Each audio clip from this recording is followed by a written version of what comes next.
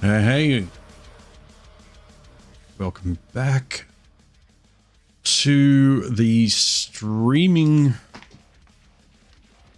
end of my, not the end, but yeah, the branch, the streaming branch of my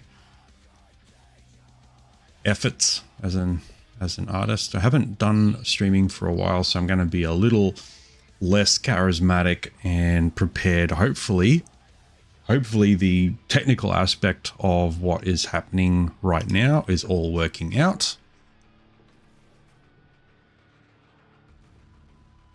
I haven't, I've streamed a couple of times through YouTube, and it has a different system to Twitch, which I've spent 3 years streaming on Twitch. And then I've been off. I think I was off for 6 months, and then I came back but on YouTube. And then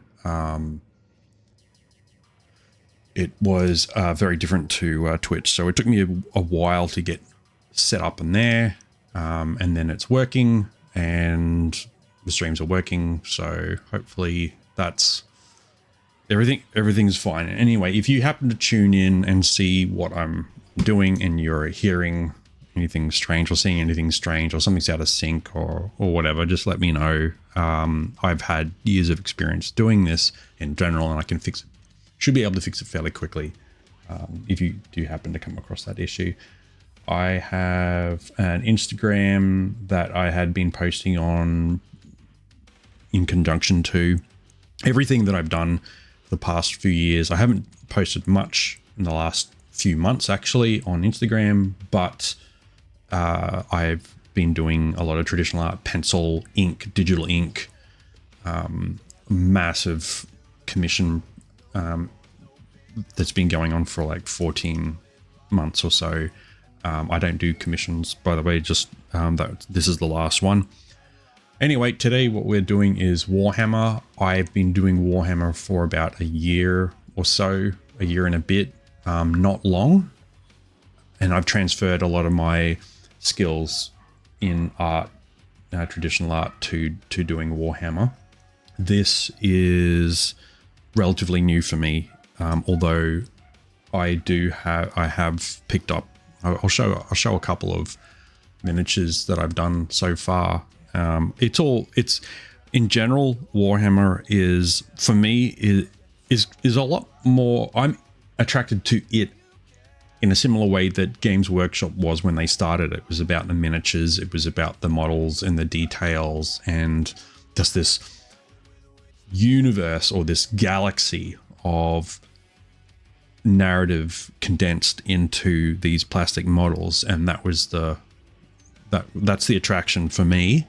And even though the narrative is fascinating and very polarizing, I guess you could say, or bipolar in a way, I mostly just like the creative storytelling and the miniatures. I don't actually play, although at some point I will have enough of one type of army in order to play a game, maybe even just a kill team. I have with me today 2 new projects. They will be out of focus on the board here. I've focused it to operating points, so if it appears to be out of focus on the table, that's why. It's because I've optimized it for working level. I turn off autofocus because it keeps switching in and out of autofocus even when you're you have something right in front of you. It's very annoying. So I'm going to be using this system. We're going to try, we're going to see what works. I have 2 new projects. I have a primed Horus Heresy era Space Marine Praetor with power sword.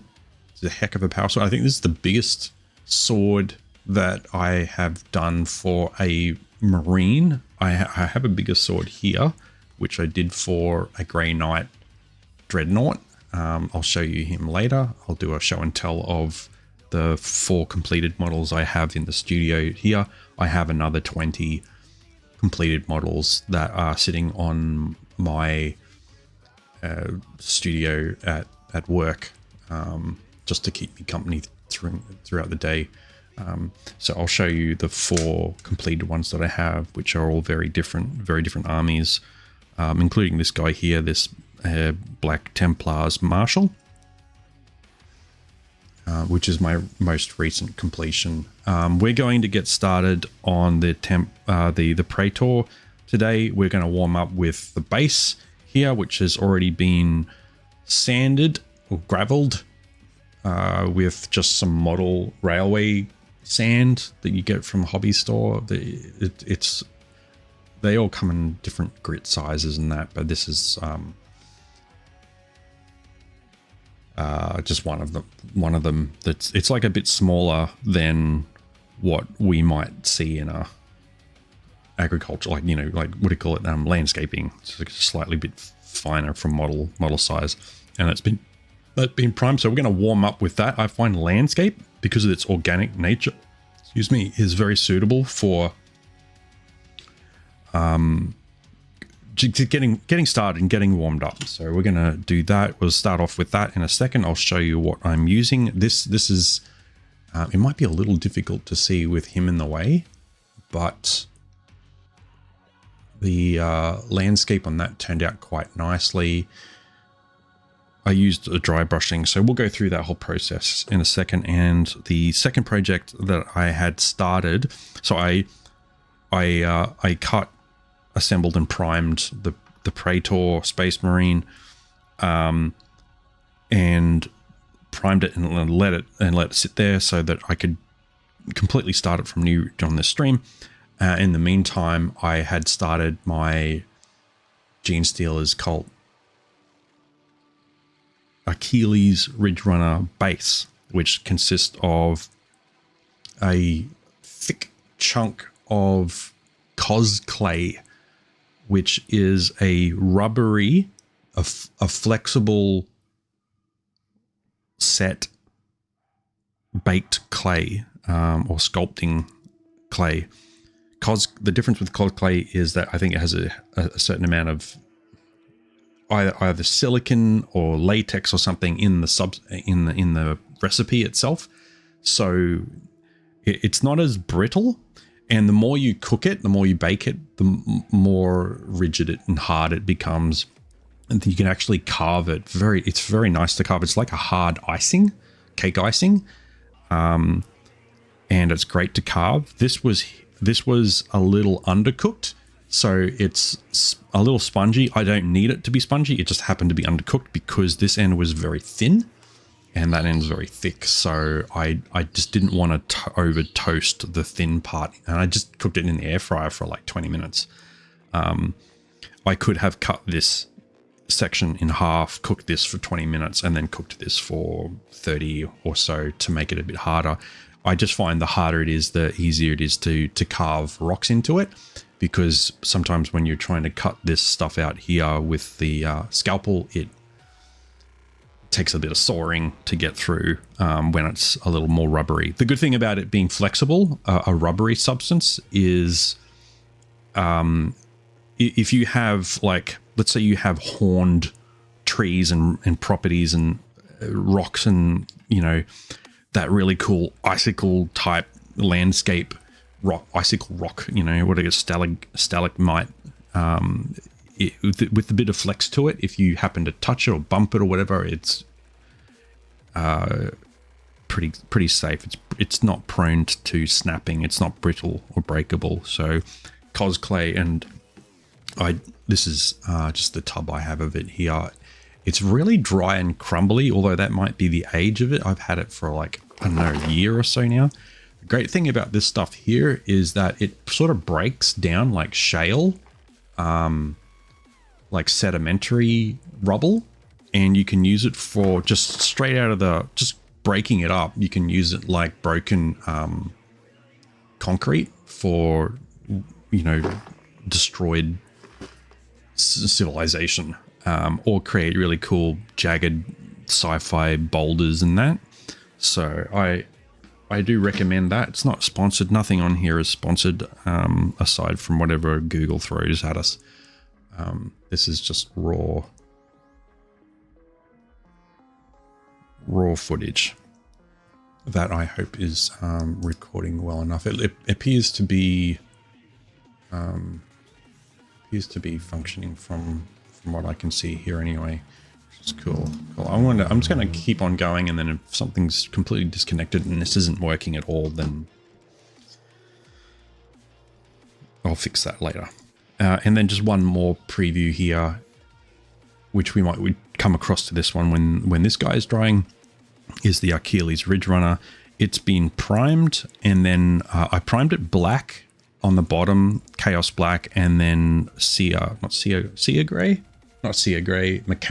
Mechanicus Grey on top.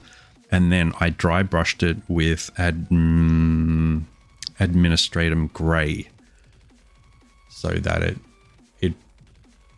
sort of skips all the crevices and vents and everything to allow us to create better contrast later. So it's very rough.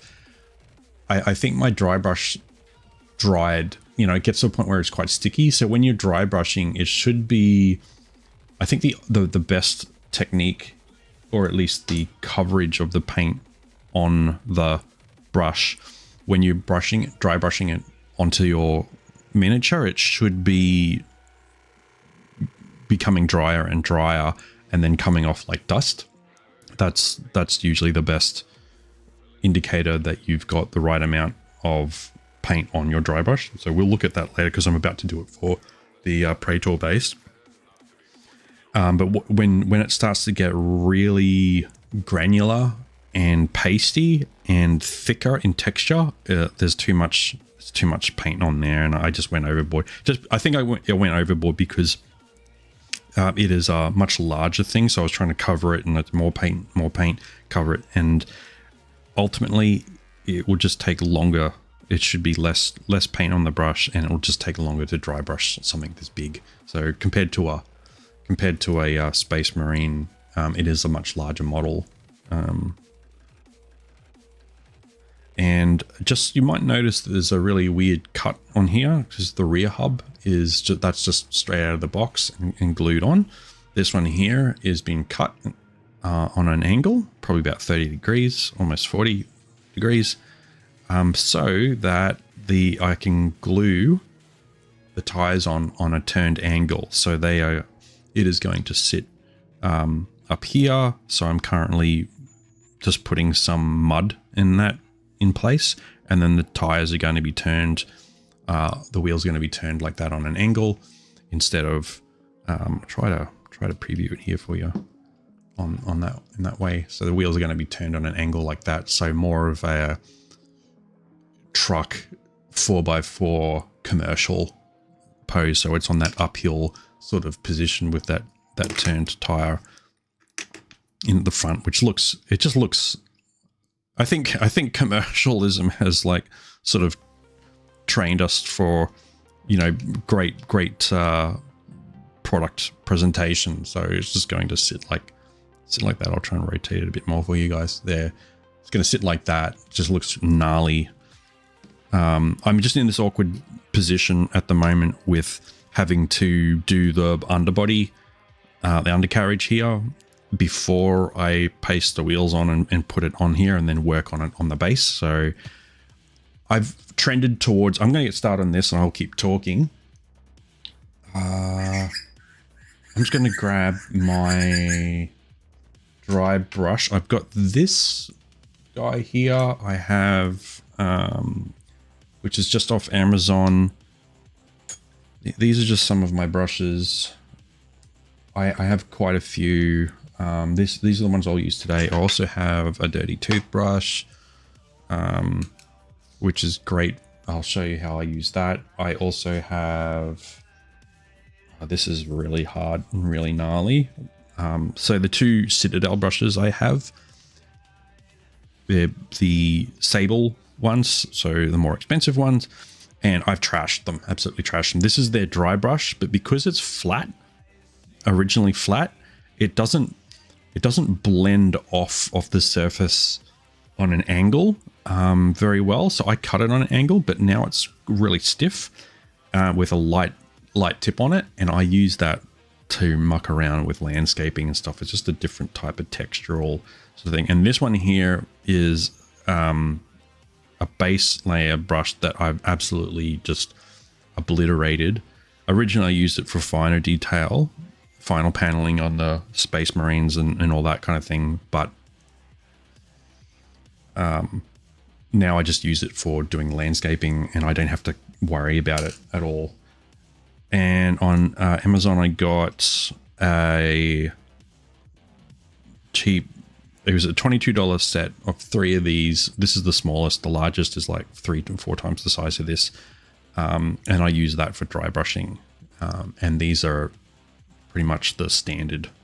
I also have an army painter one here, this guy here, which is a dry brush, a small dry brush. It's on an angle, so that's not how the Citadel one was set up. The Citadel one was squared, whereas this one sort of, when you're brushing it, it eases off on the edges when you're brushing, and it allows it catches the edges of things much better rather than a square end. This is probably all I'll need. I will probably dash and grab. I just got the spray can. I turned spray can into a vessel, turned upside down, and I put some brush cleaner in that, and I just use that to clean the dry brushes quite early on. Just know that when you get a dry brush cleaned and wet, and get all that paint off of it, you now have a dry brush that's wet. You can't use it until it dries again. Sometimes trying to manually dry it on paper or something is not substantial enough. It really needs to evaporate the water out of that. Otherwise, what it's going to do is it's going to water down your paint, and then when you dry brush, it's just going to drag that paint along and then fill in all the gaps, which is exactly what you don't want. You want it to catch the high points. All right, I also have. I'll just enable it now. I have the completed model. There it is there. I can blow him up a little bit of the guy we're working on, the Praetor. I think he looks flipping fantastic. I don't know if that's a bit dark for you guys. Just the preview image, but this is the end result. It's got this beautiful, I would say that is Mephiston red again, base color, Mephiston red cloak, which looks great. And then the base color for him, I haven't worked a lot with yellow, but I do have a couple here. Flash Gits, sounds like an orc sort of thing. Avalon Sunset might be good for just tonal value adjustments. I also have one more. Phalanx Yellow, which is much brighter. So that might be overdoing it, but it's just sometimes you just want to get that the sweet spot on your yellow. So I like to put my paints in order of value, of increasing darkness, and I have them off to the side. What I did with drawing, actually, I'll just show you up here. If you see that there, when I do my pencil artwork streams, I have all the Prismacolor pencils to the side. I was considering doing that for the paint, but I don't completely use Citadel. I have mostly Citadel stuff because it's my first year of painting it, so that's all that there. I thought about doing a series of colors, the same thing, but in Warhammer paint. The other stuff I have too is Army Painter. I have Speed Paint. So it's just like pre-diluted paint that is, when you put it on, these are a great bottle. They've got a shaker in it and a spout. Got a bit messy there. It's more me than anything, but that spout is really good because you just put drops down at a time and you don't have to commit to using a brush to put the paint down to get the paint out to start with. But Army Painter, I think it's Speed Paint. Yeah. These are great. It's quite thin and it's supposed to be somewhat transparent so that you can brush it over a pre-dry brush contrast black and like a grayscale. In traditional painting is called grisaille, which is French for grayscale. You brush that over something like that and it picks up on the values of that below. So I haven't diluted it enough to really, or I don't know, I haven't had a whole lot of success with grisaille painting in Warhammer yet. Okay, so the base on this guy is going to be just a kind of a very natural brown. So I have some Steel Legion drab here. That color there I think would be good. And Ubashti bone. Ushabdi bone for the highlights. And Agrax Earthshade. So those in the equivalent. So I'll put those in order. So I like to start out with the base and then dry brush the highlights and then add the shadows. I recommend trying different, doing that in a different order as well. What I have off to the side is my terribly overused pot of water and one of these cheap $2 pallets, plastic pallets. So the reason why they got the plastic pallet is that it's actually very easy to get the paint off when you're mixing paint. I don't like absorbent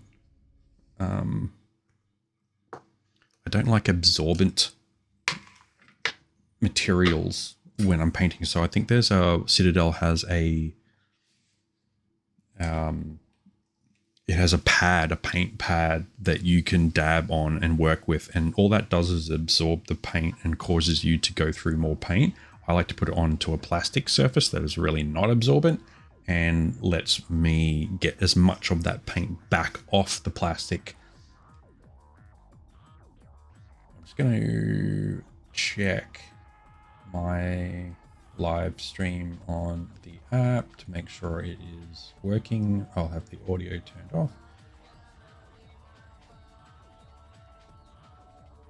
All right, cool. That's working as well. Just checking in. All right.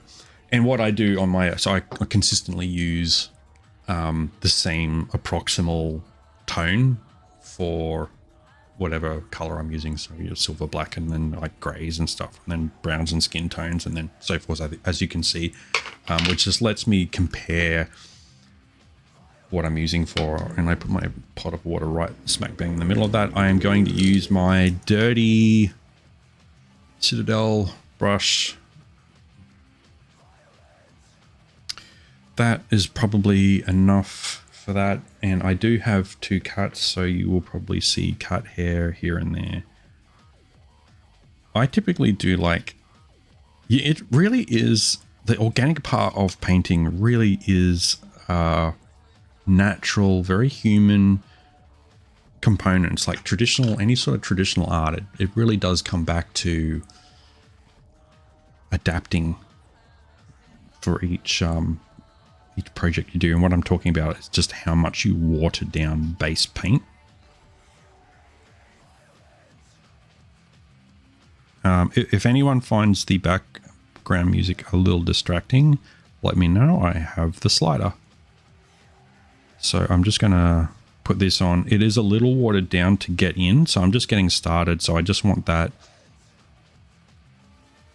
base coat to get into all the crevices for now. The contrasting Agrax Earthshade will have no problems doing that. I'll even water down. Find the optimal viewing point. That's about there. Hopefully that focus is good for you. I even water down my contrast every now and then as well, depending on how refined I want the effect. You know, sometimes you don't want the 100% effect of a paint, and that's what I was saying before about the very natural human, even fallible nature of working with paints, traditional paints, as opposed to doing this like as if it was digital. Like if I was doing this whole thing in VR and it was a digital base and I'm painting it digitally, where I can just post-tune, post-edit the opacity of the color I'm putting down on a different layer. This is very fallible, very organic, very relational and the rules are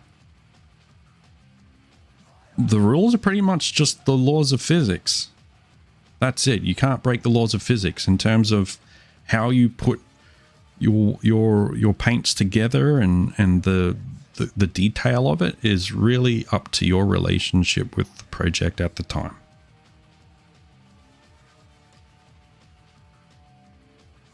I actually meant to do this stream a week ago, but just had a, life. We just had to go to Sydney to get a passport sorted out. So that was a flight and a trip and all the rest, and then coming back into work, and then back into had to focus on voting for our federal election. So that's all done now, and we also happen to have a long weekend again. So I finally got a day to just stop thinking about everything else and do this stream and kick things back off. So I will be doing more of these, just getting back into the swing. It will mostly be live at the point. So just to distinguish the difference between a live stream and a video, most of them will be live at this point, but the live series is about company. It's about having communal, the more communal aspect of our artistry and our relations as creative people, is people who just like bonding. That's going to be the main sort of format of doing it. It's not going to be a tight step 1 to 10 on how to do something. But if you watch the stream throughout, you will have my 1 to 10 or 1 to 12 or whatever, however many steps I use for each of the projects I'm doing anyway.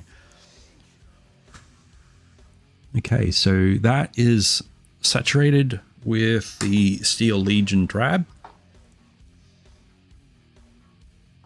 And that will just dry for a second. Maybe what we can do is move over Red Rover to another part here. So we had a look before. Let me just rotate old mate here. That's a good shot. Oh yeah, that's right. You can rotate them vertically as well. It's a great little feature. That's why I put it on here. So that we could have a good look at that guy.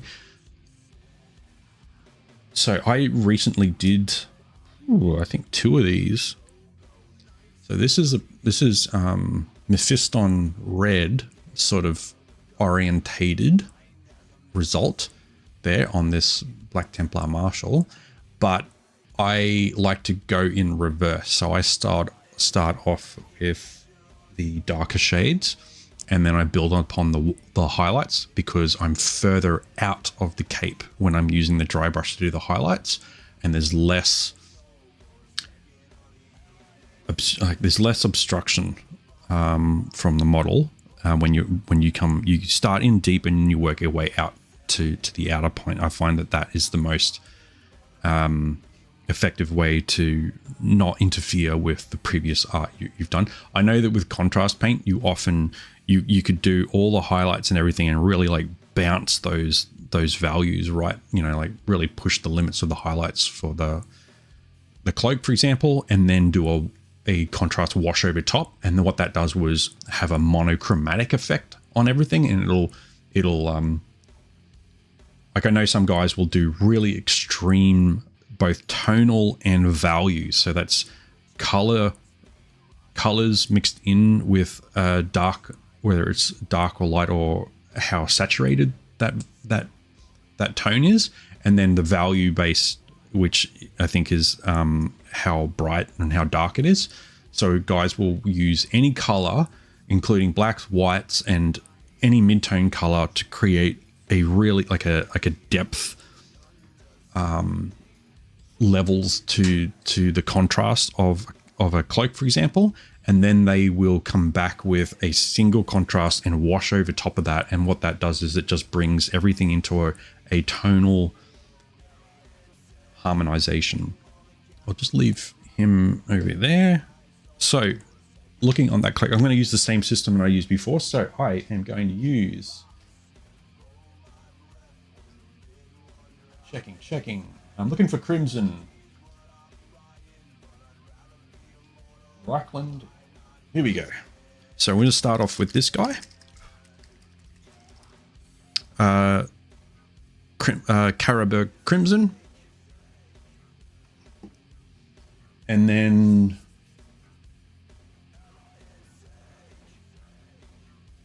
one of my most used colors, Mephiston Red. It's funny because it is actually on a lot. I'm just looking now. It is on a lot of Mephiston Red.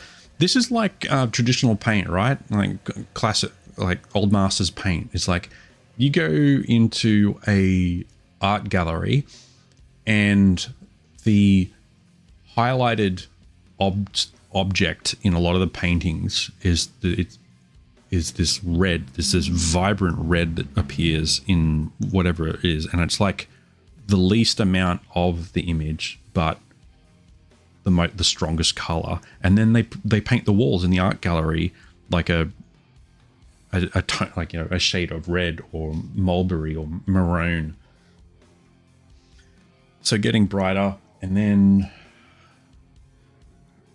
I got Wazdaka, which is a slightly cooler shade, so trending towards pinks and purples, like slightly cooler. And then I got Wild Rider, which is warmer. And, well, is there anything? Just threw White Scar across the floor without it actually spilling. I think Wild Rider is as bright as I need to get, so I think we're good. So that's the range. I'm going to put them in that order off to the side. Carroburg Crimson, Carroburg, Mephiston, Wazdaka, and Wild Rider.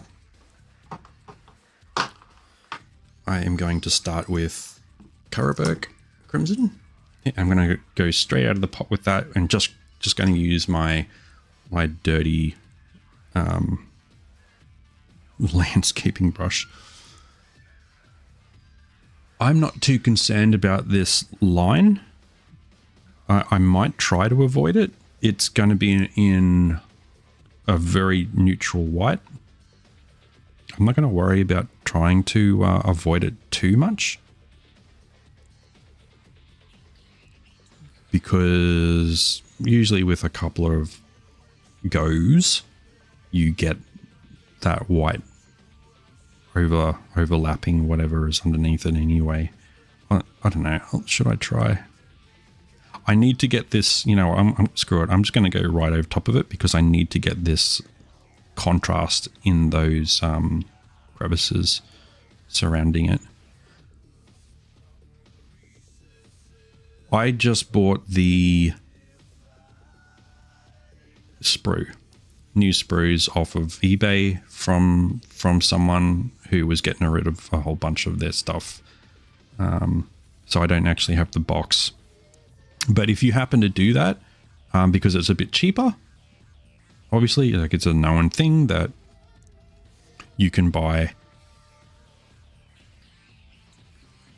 Warhammer for less with some stores, such as if you're in Australia, Warhammer for less War for less is they will do retail discounts. Or on eBay, people will try and get rid of stuff for a few dollars less, and even cheaper again when they're not using. Just trying to get my finger off. I'm going to try and pinch the back of this cloak here, without including the box and instructions. I don't know why people sell a sprue with. I actually don't know why people sell a sprue. You tell me if you know. I don't know why people sell the model without the box and the instructions. Do people... How? Like, if you bought it and you decide not to paint it, but you keep the box, is it just because you're collecting like a display sort of thing? Or are you a retailer who keeps the box on display? Keeps the box on display, sells that sprue, that one off, and keeps the instructions for some reason. I don't know why people do.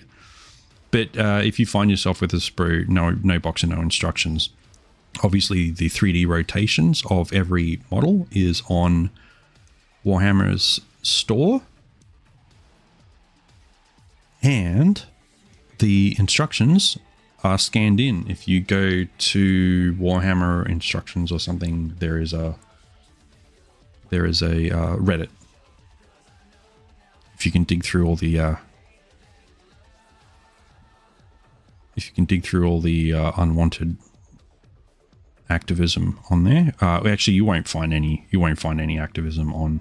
I don't think so. At least when you go onto the Reddit for Warhammer instructions, you just go to the group and you search.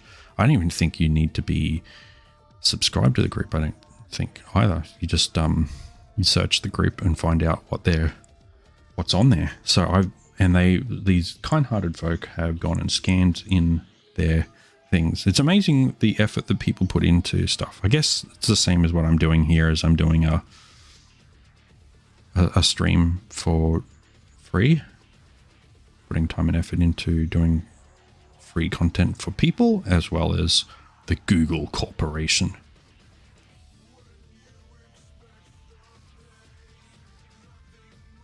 Which is not something that excites the free corporate content. It's not something that excites me, but I am more focused on community.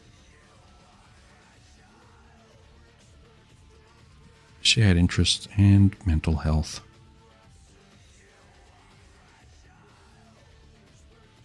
All right. That guy's pretty wet. Let's put that down without touching down and let that dry. I will probably do a second coat of that. I'm a bit concerned about how much some of that's got down into how thick it is at the base of. It's gonna pull out some of that just so that it doesn't completely. I don't want this pool of paint in the gaps. I want the actual gaps. So I find usually at least 2 coats of contrast on top of that prime is a great way to start.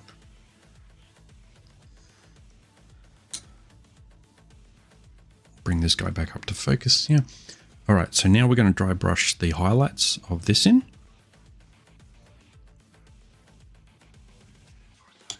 So I've got my Ushabti bone.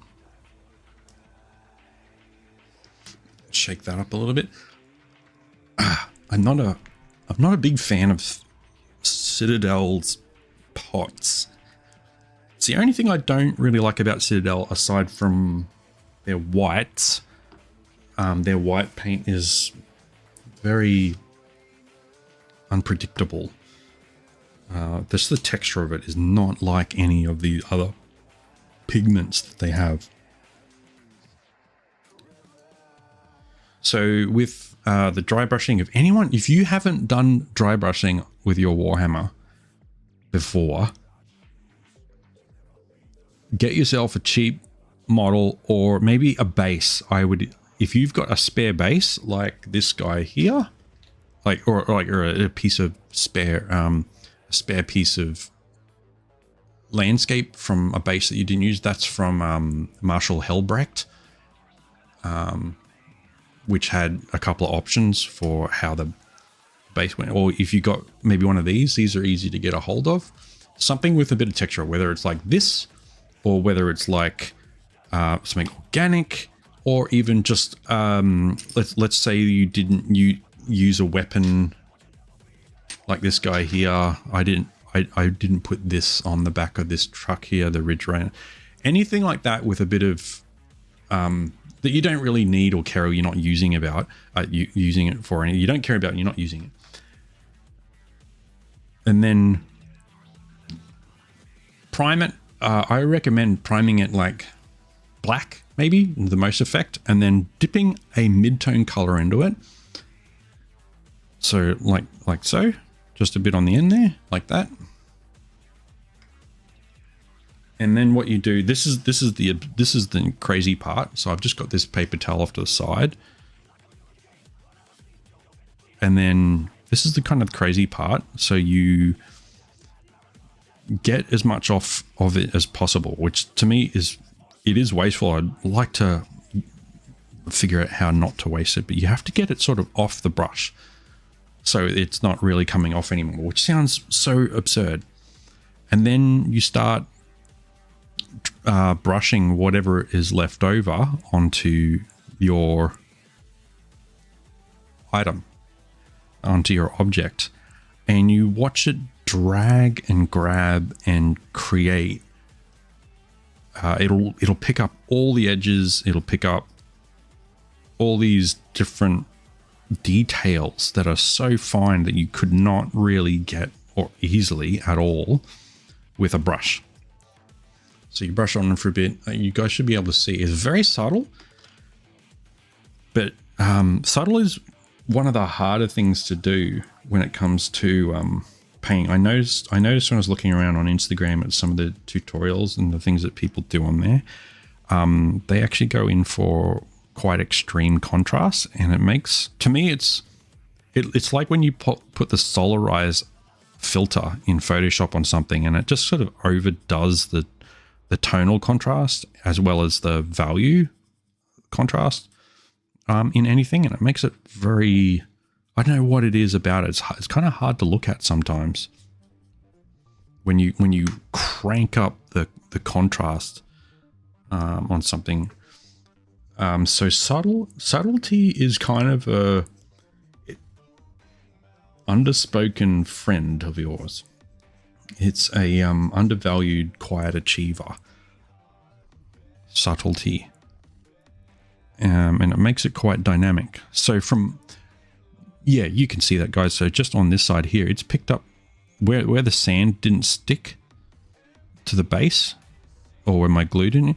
It's actually picked up all the ripples that are on the natural base. They've got this kind of like very flat,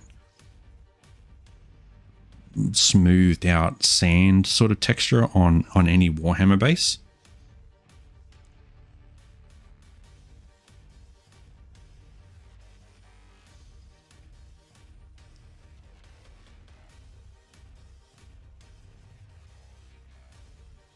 And the dry brushing is picking up on that.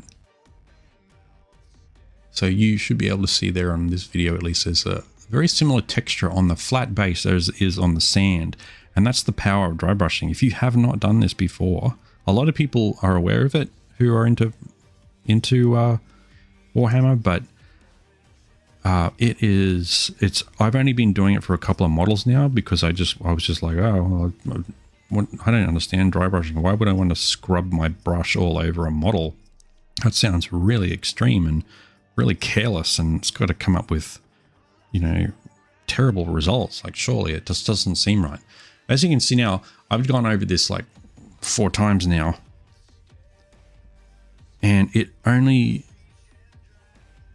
strengthens the textural and detail quality of that. The other thing too is it creates these really organic. I've got to paint this concrete block and the steel here, which I'll do in a second. I probably should have done that base straight after I did the base of the sand, so that I sort of capture this dry brushing effect on it. So what it does is it creates this dusty effect on everything else as well, which is great because it looks very natural. It's like the wind has blown around the elements, and naturally created. So if I wanted to right now to get into that gap there, I could use the army painter. That's the good thing about the different shapes. You know, why would you use different shape dry brushes? That's why.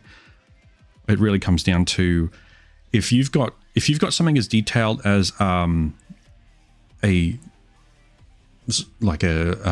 figurine's details, you want to use a small, nothing bigger than that for a dry brush, or the army painter one for a dry brush, nothing bigger. I find too, the shorter the bristles are, the more they're suited to doing finer detail. And then when you go out to landscapes and that and doing much larger pieces, you want a bigger brush in general for larger spaces. It's the same as painting a wall. You don't want to use a small brush for painting an entire bedroom wall. Before I go too much further, I am going to brush do the concrete. The paint on the cloak is still drying. Gonna have some water. I'm not used to talking this much.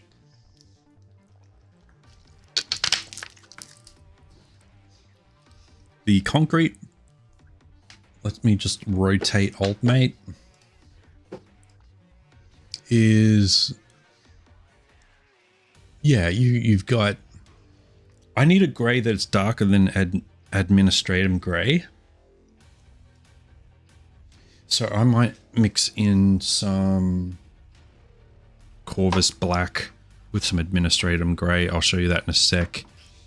And then we've got some other contrasts here. Templar. I think we might be okay. So, right. So just having a look there. I'll just tip it like this. There we go. That's a good shot.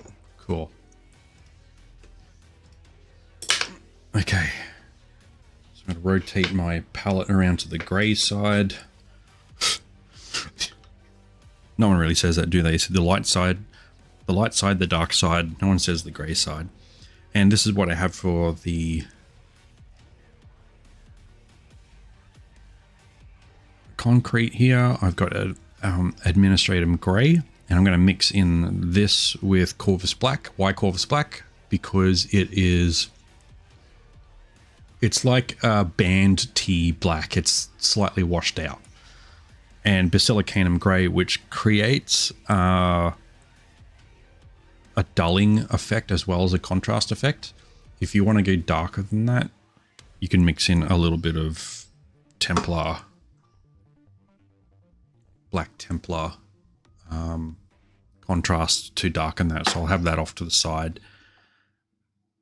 What I was saying before is I don't like the pots. I understand that they open up, they clip, and they hold in place, and then you got this little serving thing. But every single one of them feeds off the back of that scoop and onto the rim, and then the pots don't close properly. It's nothing but problems. Whereas the army painter spouts and just the Tamiya screw tops are, yeah, it's an extra component and you have to dip into the thing, but it's clean, and I prefer that. All right, so Administratum Gray for the base, and then what I'll do with that as well is come back to it and use it as a dry brush to create highlights, because it's already sort of bright enough to work as a highlight for concrete. And I'll put that into my gray pot. I don't need a lot.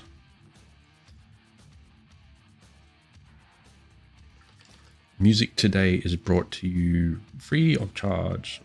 Strike free for streamers by Clayton of Scandroid, Circle of Dust, Cell Dweller. He has multiple personalities in his music.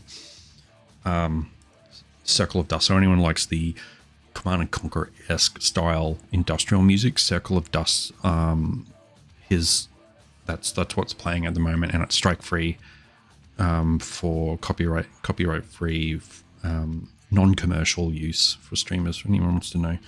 Cool.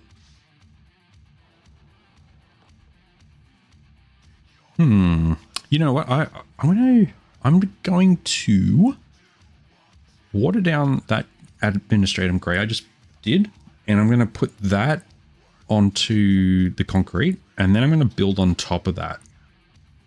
So I'm doing a similar thing to what I did for this area here, except that probably what I'll do instead of highlighting is I'll go from the base color, administratum grey base. Sorry guys, I'll bring that back up into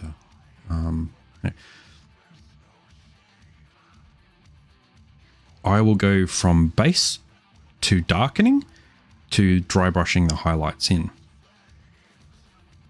Just because when I look at the Warhammer example, it is darker. It goes from like a base 50% grey, which is actually darker than administratum grey, is 75% black grey, and very chalky, sort of. That's sort of where it's heading. So I am going to focus on the chalkiness and the dark chalkiness of the Warhammer example.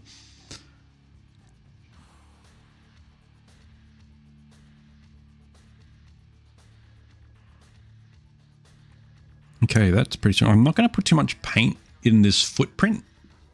That's where the character's going to get glued. I have been trending towards, at a very practical level, I might just put a bit more paint on this just for thoroughness. Just going to avoid overdoing some of the metallic areas because I don't want them to lose the thread on that iron. I've been trending towards painting dismantled a little bit more and more.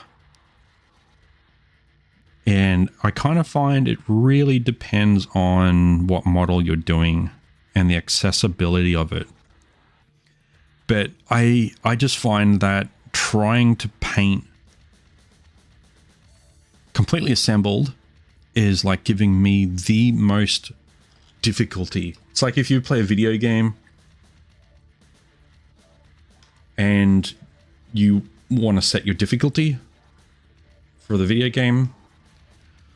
If it's relatively new to you, you typically don't set it to veteran or the highest difficulty. And that, to me, the equivalent of that is completely assembling your Warhammer miniature, gluing it on the base, and having the least amount of access to in behind the cloak. And it's like areas that you can see, but you can't access. I understand. I got my head around and accepted that some parts don't need to be painted that you can't see. It bothered me from an OCD point of view that people don't paint areas they can't see. It makes sense though. Save themselves the paint, save themselves the trouble. But the other thing I find is that there's areas that you can see that you can't get to, even with a very fine brush. Like I've got a 000 brush here, which is just a cheap thing. You'll see these on Amazon. I don't like them. Ultimately, I don't like them. I would like a higher quality sable version of something like this, because that brush there is absolutely fantastic for getting to areas, but more specifically for helping out with line work and seams and all that kind of thing.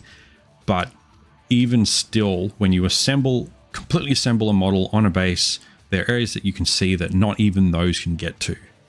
And the other thing about 000 brush too is that when you're painting with that, it doesn't carry a lot of paint. So when you put it on, it runs out very quickly. And the other thing too is the handle of the brush is in the way. So you're trying to see down between like a body part and the cloak, and you can't see it when the paintbrush is in the way. While that's drying, while that concrete's drying, I'm just going to put another layer of Karaberg Crimson onto this Praetor cloak, because the existing coat is now it's like primed, thoroughly primed now. There's some cat hair that's glued into that. Great. And what is that? Where's my blade? think there's a bit of I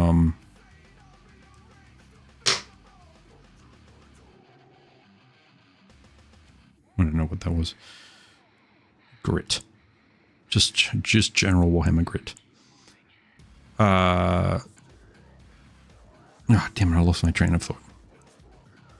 Oh yeah, so this contrast, it's like when you prime it, it makes the paint stick, but then paint like this will not stay in place. It will follow gravity.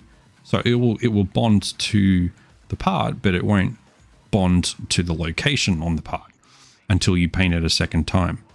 So I find, depending on the tone, depending on the tonal values of what it is that you're painting, how dark or how affected you need this layer, this color, this on whatever part it is.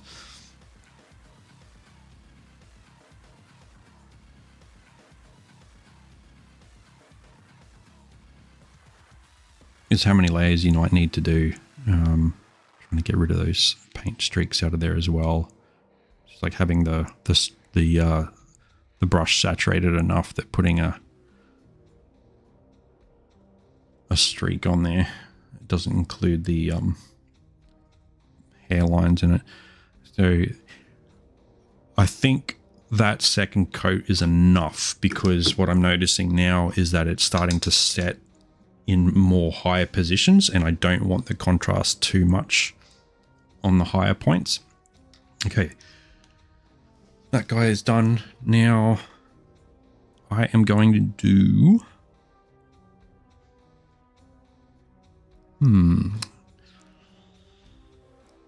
just checking that base.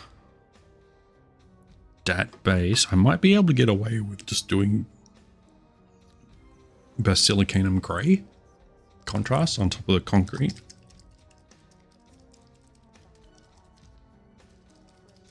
Probably won't be a whole lot of viewers on here at this stage. I used to have probably, I guess, around a dozen or so on Twitch, on average. Not a lot. Although I've had thousands of people come through, not a lot of people. So don't worry if you're here by yourself. Like, I'm not worried. I'm just doing it anyway. Yeah, this is looking suitable. Yeah, I'm just going back to difficulty. I find that the difficulty setting for Warhammer is disassembled painting.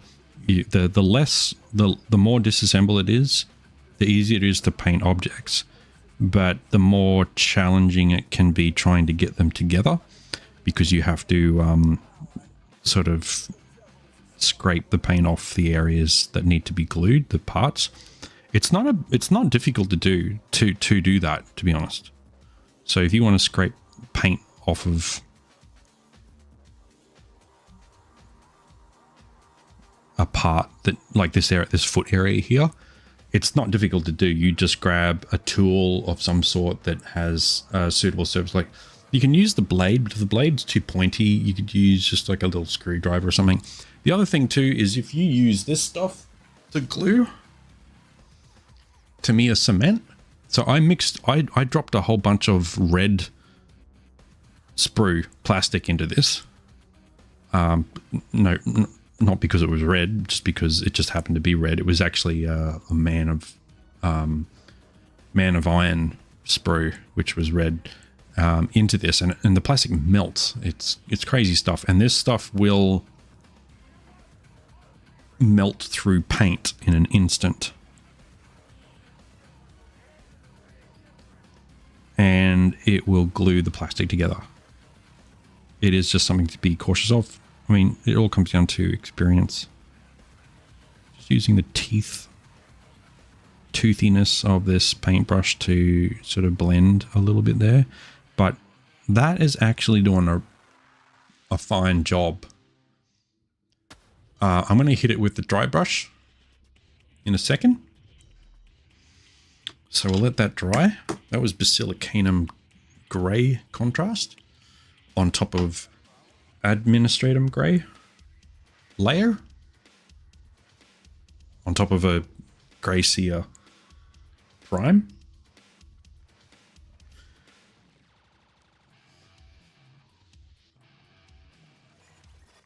This guy is actually fairly assembled because I was like, Stuart, I'm just going to assemble.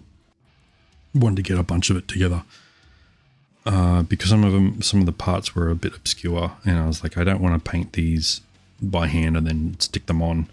I'll just paint it in place. This piece here, this sort of another one of their cod pieces goes in there. That is separate because I thought it would really mess around with getting that cloak done properly, particularly because I want to get just a small dry brush in just to create those. You can actually use any brush for the dry brushing effect as long as you haven't put it in water. You can use one of these other things. It's just that the flexibility of those brushes and the tip, the way that they're cut, aren't always super suitable. But when you're thinking outside the box, you want to reach a hard to get to area, get to a hard to reach area. Sometimes using a typical brush with a bit of paint on it that's been scrubbed off, and then you can still use it as a dry brush. It's the theory is still there.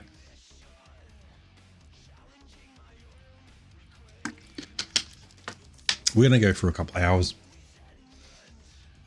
We're just past our first.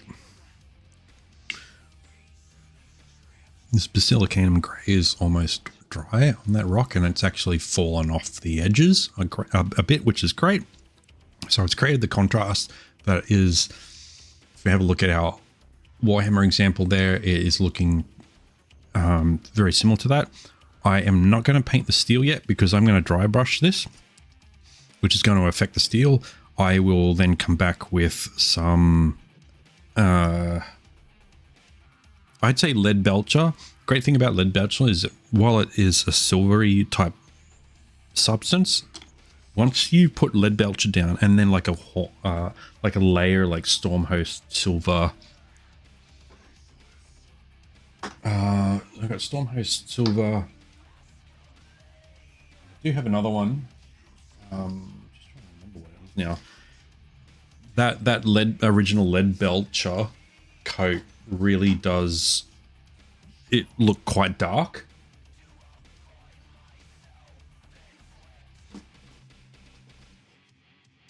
I do have polished silver in speed paint, so I could put lead belcher and that together. You can see that it's quite different. Lead belcher is like a warm silver, leaning darkish. It's like an aged silver for those who don't use it. And then we have Stormhost silver layering, which is really, I never really paid attention to it when I first started using it. It's very pearlescent. It's very milky. Oh, here we go. Here's the other one. Rune Fang Steel, which I think is up. This is just a little bit more sane than the Stormhost Silver. Stormhost Silver is ultra bright, very elvish, you know, just radiant. And you've got to give it a really good mix and make sure it doesn't end up too milky. And a couple of other options I have here is Rust Vallejo weathering effects. So we could put a bit on that. It's a really, I had a bit on here. You're not going to see it anymore. It's been covered over. This isn't tonally finished. It's more structural. So I've got to work on top of all this here. That's that rust. And the other one is that I have Green Stuff World has an entire set of these. It has dark, medium, light, orange. And then these oxides, so that's good for copper. That's just good for aluminium, you know, like kind of oxidation. So we could use just a little bit of rust on the silver once that's done as the final thing. This is pretty dry now. Let's dry brush. Use the back end of my brush here to see if this is still dry. Wet, sorry. That's the administrative grey. Yep, still good. Cool. Save me having to overwork that brush. Now I am going to switch to this guy. This guy here should probably get washed. This dry brush. So you don't want to leave it too used and dried for long. But when I flick it like this, I can see the dust coming off of it, which means that it's fairly okay. If you want to go through, I don't know, a half a dozen different paints for on dry brushing, I would recommend go and get yourself a half a dozen of these guys. That way you dry brush on like your grey, for example, put him in the cleaner and then water and then set it off to dry and then just work through it like ammunition. Don't let it sit there. I'm going to use this guy here, oops, to dry brush this.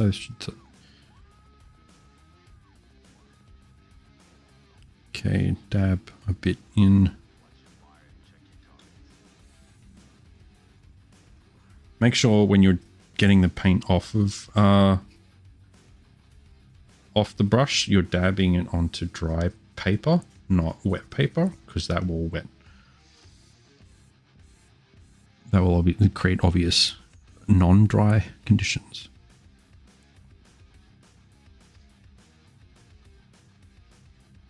I might actually switch back to the other dry brush. This is a little skimpy. This let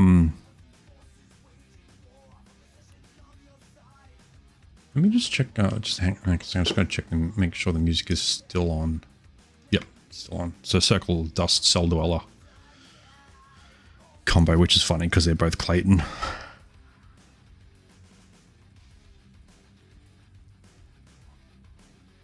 Great thing about dry brushing is how accessible it is. Look at that. Beautiful. And I have really not done anything expertly at all. That is not an expert.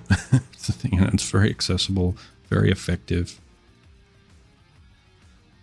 Try and get into this other here. I can't really see much of it myself. You guys can't see much. I can't. The camera setup and the lighting setup here is very optimal. The camera might not be the best quality, but whatever you can see is pretty much what I can see. That's coming up nicely. There comes a point where you don't know if anything's going on at all, but it's just worth to keep hitting it like that, and it's very subtle. To me, that looks great. It looks very similar to the example. Oh, actually, I just remembered what this is really good for. This 000. This is really good for dabbing in contrast and feeding it into crevices. It will make your crevices crevice.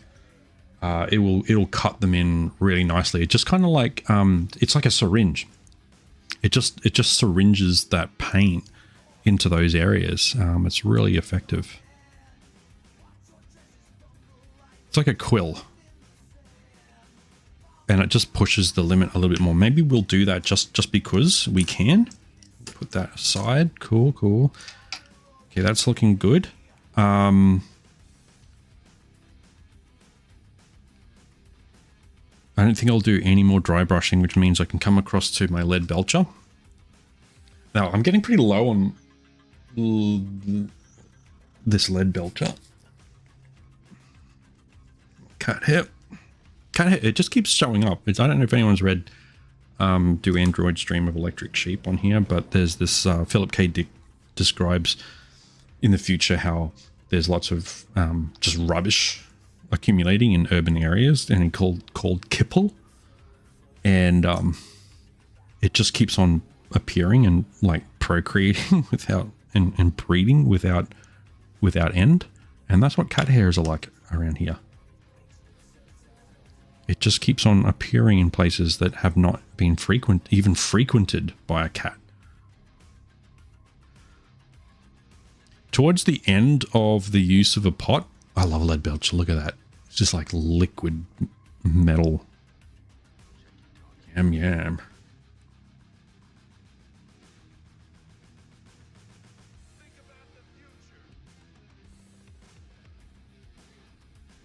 Okay, it's all over my brush. This is a hair trimmed, like as in like I've given it a haircut. This is not natural. This Army Painter Most Wanted paintbrush set. It's not naturally this small, but I found that it was splintering, and it's still doing it. You can still, I don't know if you guys can see it. It's very small. But the hairs on the brush kept splintering off in a different direction. It's Sable, and it's a great set to get a feel for what Sable can achieve versus a synthetic brush set. But the only problem I had with this finer detail one is that it keeps on splintering. So I kept on giving it a haircut, and now it's almost got nothing left.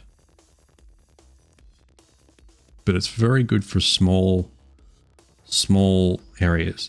Doesn't have a whole lot of tenacity left in it. If you want better like a better safe than sorry approach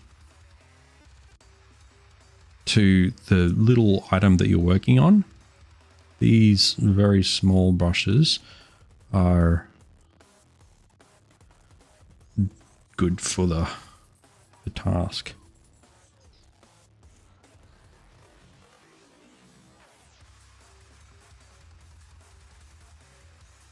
Oh man, Cell Dweller and Circle of Dust is absolutely kicking it right now. Very obscure piece, this little bit of metal down there, so it's looking good. Trying to get some of that shimmer that I can see in the studio on yours there. It's definitely metal. Okay. That's the end of that pot. Just not right now, but it's coming to an end. Very hard to use. One of the things I do is I pop in. You can go to the hardware store and buy a bag of nuts that are about this big, and you drop them in your base pots and all that, and layer, particularly like layer paints that have like obviously two different main chemicals in there that just don't want to share the same space. You put that nut in there, or a couple of them, you shake it around, and it just creates havoc. Like, and it really mixes. For example, I've got this Technical Tesseract Glow here. As you can see, it's separating. See if I can. You might be able to hear that. It might be stuck in there. There it is. So now it sounds like a rattle can, and that's the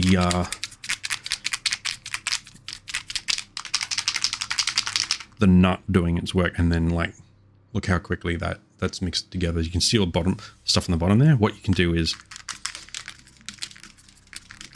spin it around the base of that pot. But you can go and buy like paint mixer ball bearings for like whatever it is, $10 plus $5 shipping, or you can go down to the hardware store and for $3 get 50 nuts that will mix 50 of your paint tins very effectively. Another option which I want to get is a ultrasonic cleaner, which I did have a cheap one, and it just didn't seem to work. Just didn't seem to clean jewelry. Just didn't. You could definitely hear that very annoying sound that it makes that you want to steer clear of. But if you're going to get an ultrasonic cleaner, get a good one. And as big as possible. And obviously you're paying a lot more than for an ultrasonic cleaner than just a bag of nuts. But the difference is you will have a 99.9% mixed paint putting it into you put it into the basin with the water in an ultrasonic cleaner, you turn it on for a certain amount of time, and it will blend water and oil together on a molecular, maybe not on a molecular level, but on an incredibly fine level. It will mix oil and water together. I've done it myself. It's excellent. It's great for maturing spirits or alcohols or brews or that kind of stuff. Not that I do make that, not that I make spirits at all, but because it's illegal in this country.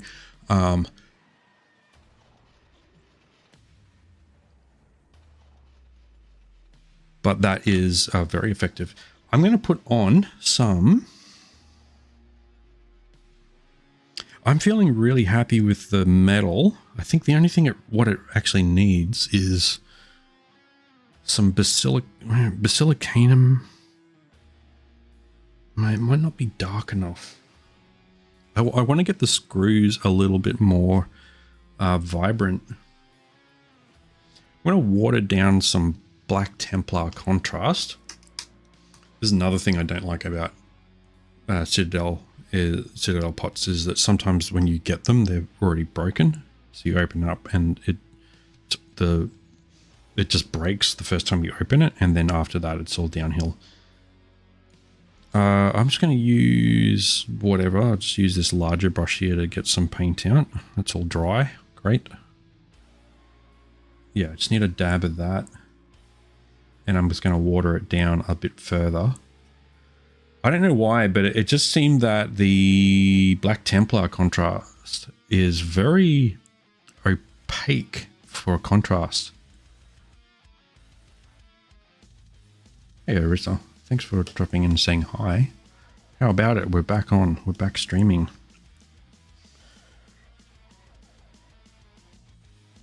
I'm just going to put that on there and then pull it off. So let's just brush it over the top here.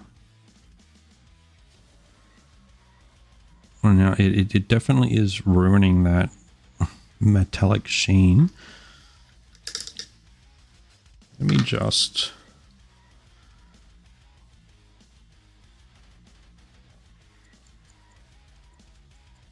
scratch away at it like so. That might have been too much.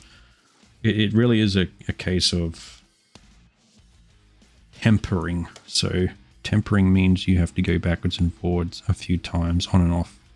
Just wanted to try and get that screw effect a little more. So lead belcher is the base.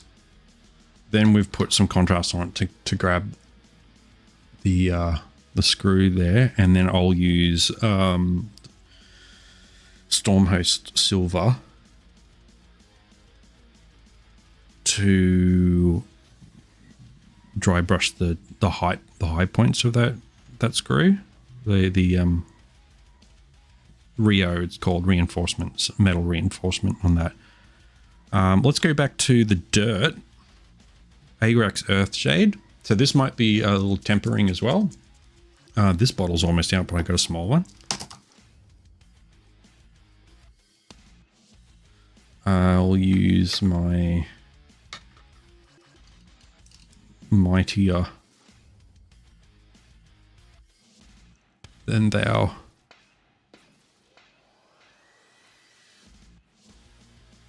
And I am going to work with the drop that I've already put in there. So I'll drop some on, and then I'm going to pull it out and dab it back in, and then just keep going until there's nothing much I can get out of the drop that I put on there, just because it is a overbearing amount of value. Is very, very quite dark, quite strong, and I don't want to oversaturate. Yes, it is contrast. Yes, it will seep into the crevices, but if there's too much, it will just completely annihilate the tonal qualities that we've put on there so far. So that will tone down some of that dusting that dry brush dusting we did on top. I'm fine with that for now. I will do one more layer of dusting, which will affect both the sand, the height of the sand. I might go one more just to get it a bit darker on the base.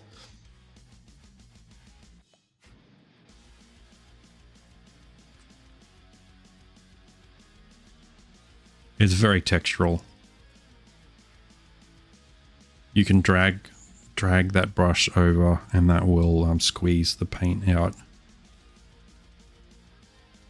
Okay, cool. I think once we come back to dry brushing the rest of that sand and a bit of that dry brushing over top of the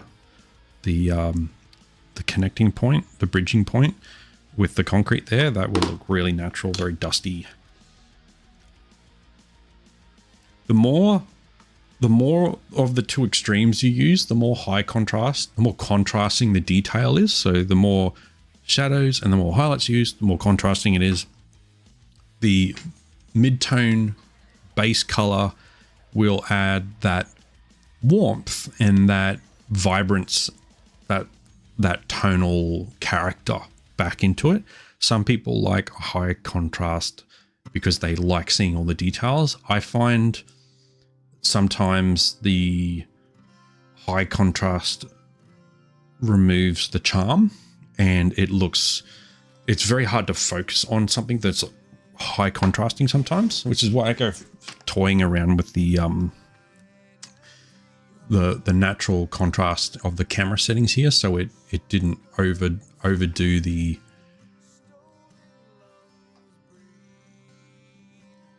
image for you guys. It's very hard to focus on anything when the sharpness and the contrast is turned up too much. All right, so I'm going to let that dry. Let's come back to our cape. I could easily spend 10, 20 hours on just one of these guys here. I don't normally paint them within half an hour or 3 hours or something like that. So we might not get through all of him today, but at least he's the topic. All right. So coming back to our rainbow our harmonization. So the next one on the list is Mephiston. This will really pump up the volume. All right, I'll rotate this guy around. There we go. Mephiston red. And I'm going to get a new piece of paper.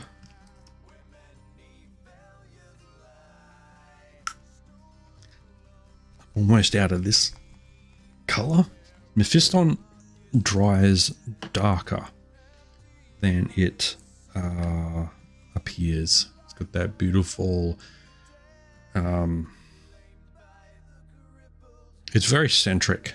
It's a very centric red regarding the spectrum, red spectrum. That's probably a little bit too much. I'm going to drag some of that off. Go. It's just a start, and then I'll just show you this guy again. Take that off. It's painfully dry. I don't know about you, but I like if I got food grease on my hand and then I used a napkin and I try and dry it off, it's this horrible sensation for someone who's ASD1 sensorial. It's a horrible feeling. but that's when you know it's right. All right, so dry brushing with Mephiston red, and I'm going to dry brush maybe on latitudinal,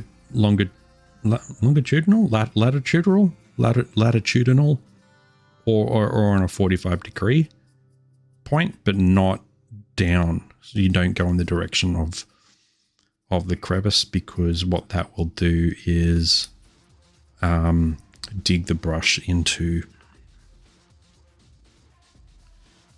That wasn't enough. I'm going to go way more. Dig the brush into the crevices and annihilate those high contrasting points.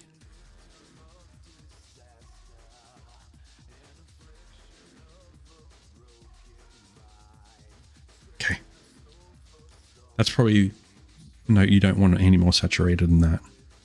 And you'll know when you do your first couple of dry brush strokes, if it does like a streak of paint, and it's not like a very subtle...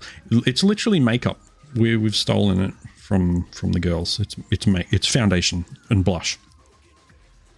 Actually, it's probably not foundation. It's more like blush, right? So you don't want it creating paint. Girls don't paint their face. They sort of softly develop the tones. One, you want to be very gentle in terms of the... I'm not being gentle physically. I mean, I'm being gentle in terms of tonally and physically, the actual physical commitment of the paint. It always needs to be very gradual development.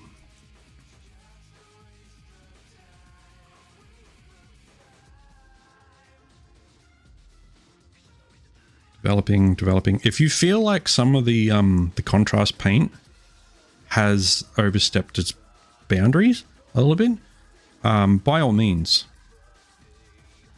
go vertical and dig into those crevices, and that will just smooth them out. And then sort of you can go vertically like that with the crevice, and then swing around to 45, and then swing around to lateral, and that will blend off the effect of those shadows at the top there. So that's started to really smooth out. I'm a bit of a Mobius man. I like some of his subtle gradients that he does in a lot of his colored work. I have a feeling that he used watercolors, but he may have used spray paint or airbrush.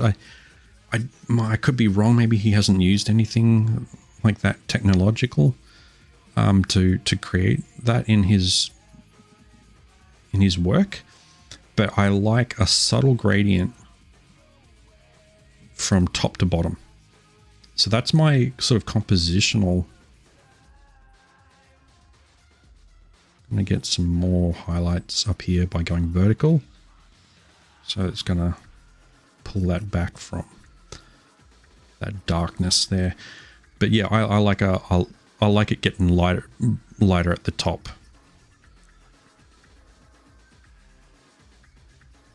And on some of the highlights there. This is a really kind of physical application, and ironically a very subtle application. So you're very physical with it, but it very gradually develops. And the time that it takes to do that subtly is worth it.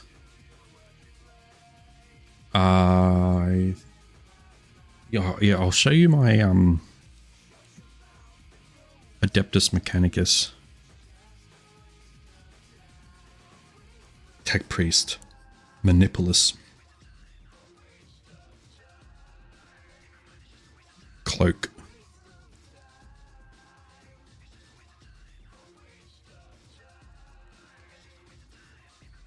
So this is bouncing over the crevices, so maintaining those shadows. This dry brush now is actually quite saturated. It's not wet, it's getting kind of caked and sticky.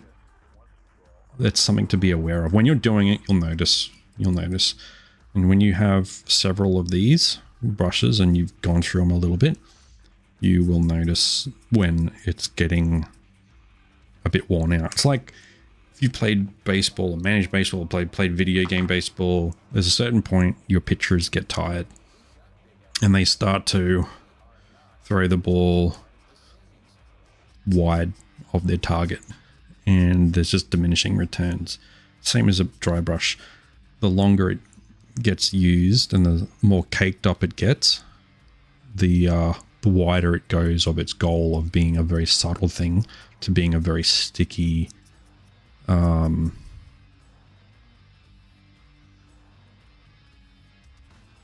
chaotic sort of thing. And I find that the specificity of the detail of Warhammer is control. It's knowing the process and knowing how to get the results. So if you want something that looks wild and chaotic and all that, you still have to be quite specific about the physical process of doing that. So it's like, in order to create the right kind of, you know, maybe chaos of colors in a piece, you actually have to be quite controlled, which is just painting in general. I mean, by all means, if you want to do something like absolutely chaotic and just broken processes, go and do it and find out what the results are. You get some really cool results when the organic nature materials, the paints there mixed together. So this is looking great. I want to keep pushing it. It really does. Dry brushing really does give you the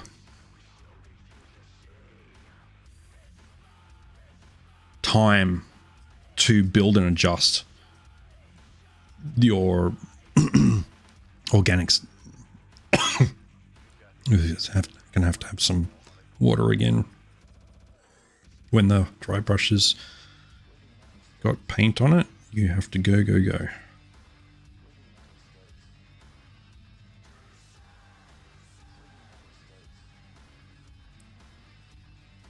This process was a revelation. Like, for the most of the past year, I had been just doing contrast, and I would paint the base, I would paint the contrast in the gaps, and then I would hand paint the highlights and leave it.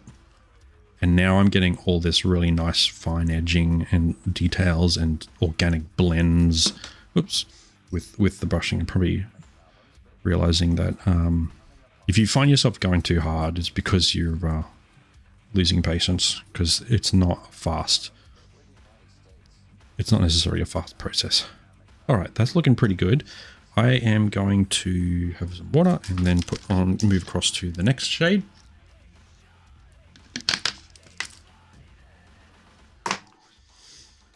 So I've got Wasdacker Red, which is a bit pinky.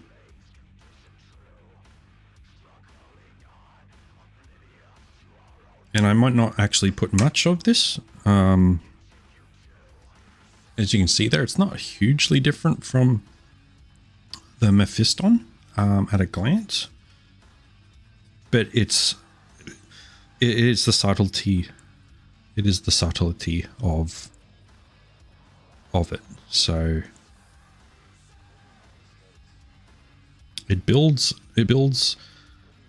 a very subtle character into your gradient, and the more shades you do, the harder it is to see the difference. But when your results come through, you end up with something that is really quite smooth. Even if you use one dark, one mid-tone, and one highlight, you will get really smooth transition anyway. The other thing about dry brushing correctly, the right way, is you will get a fairly smooth, polished look to what you're doing. if you've done what I did here, which is a bit heavy-handed, you get this really tarty, it looks like a unpolished concrete finish. And quite rustic at that. Not so bad for the undercarriage of the vehicle, but for a cloak, in terms of the ratio, like the scale of the material itself, you probably don't want it to be too gritty. Like there will probably be a certain amount of smoothness to the material density of a cloak. I noticed, you know, it really comes down to your preferences as well.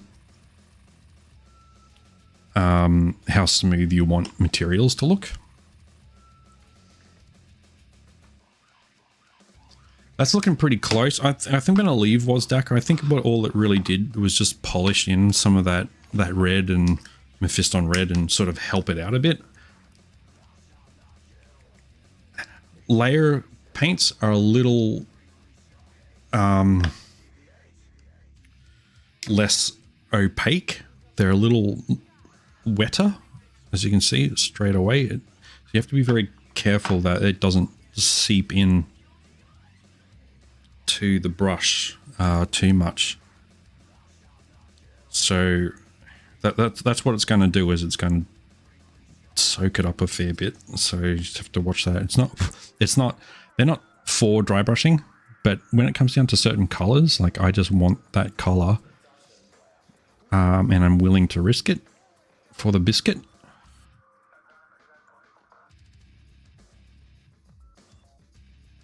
And now you should be able to see, it's just picking up on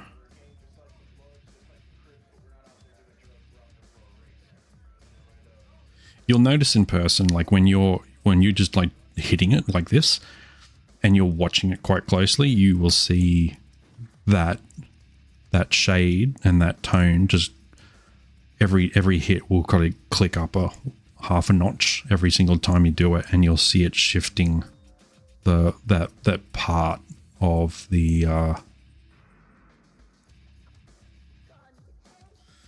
that area of the piece getting more and more tonal in whatever it is. You know, the highlight, for example, it's just, you can see that highlight just sinking. Well, not sinking, sorry. It's just hitting those high points just over and over and over. You can see it clicking over. Sometimes you got to be careful doing this, because you can often just like scratch the metal housing there of the brush on the part too, and that will just cut through every single layer you just painted on. So it is a very valuable consideration to, you know, like you got to be careful when you've gone through and dry brushed like this. It's not the same as speed painting, where you let the contrast sink into the gaps and the highlights come forward, and then you do like a color wash over top, and then you're done, and it's not too hard to fix. You got to be really careful to scratching the dry brush process, because it's not a quick thing to fix up. It's very easy to put on and kind of easy to screw up. I might actually put another layer of contrast down in there. What I could actually do is also wash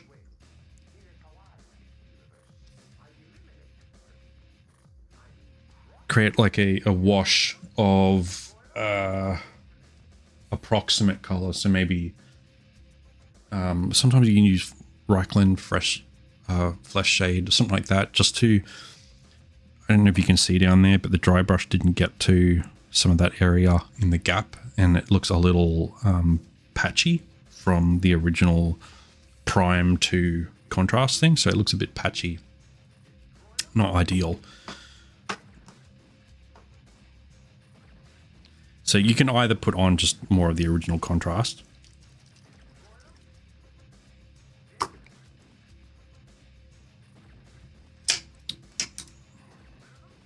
or water it down a little bit if you need to, so that it doesn't override the dry brushing you've just done.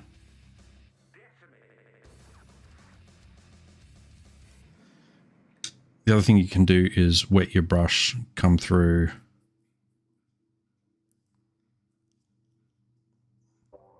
and dab your finger.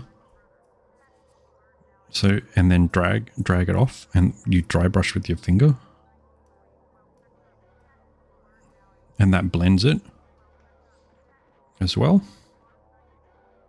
Well, like I said at the beginning of the stream, a large part of this process is the fallible human relationship between you and the art itself. So it's organic, and you kind of do what's necessary in the moment yourself with what you have.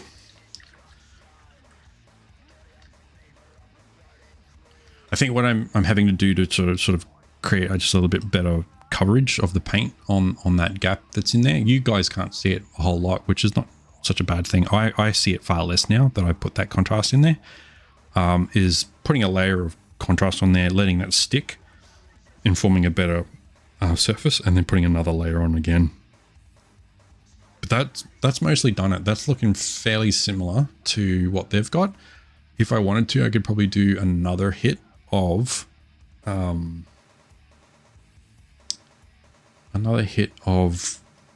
Wild Rider red if you want to keep on raising those high points.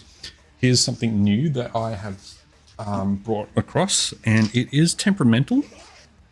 I have a pencil case here, and for example, here is a Prismacolor wax colored pencil.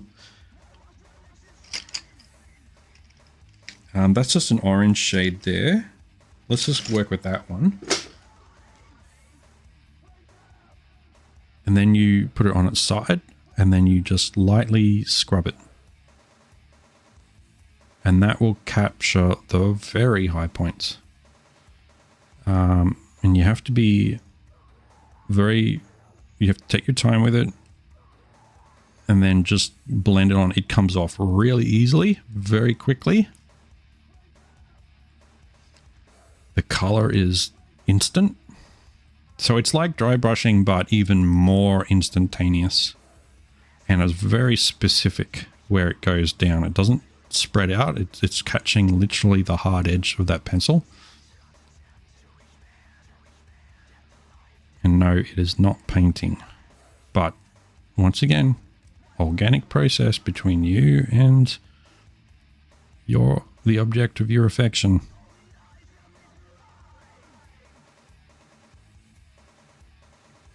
The volatile aspect of pencil is that it comes off quite easily.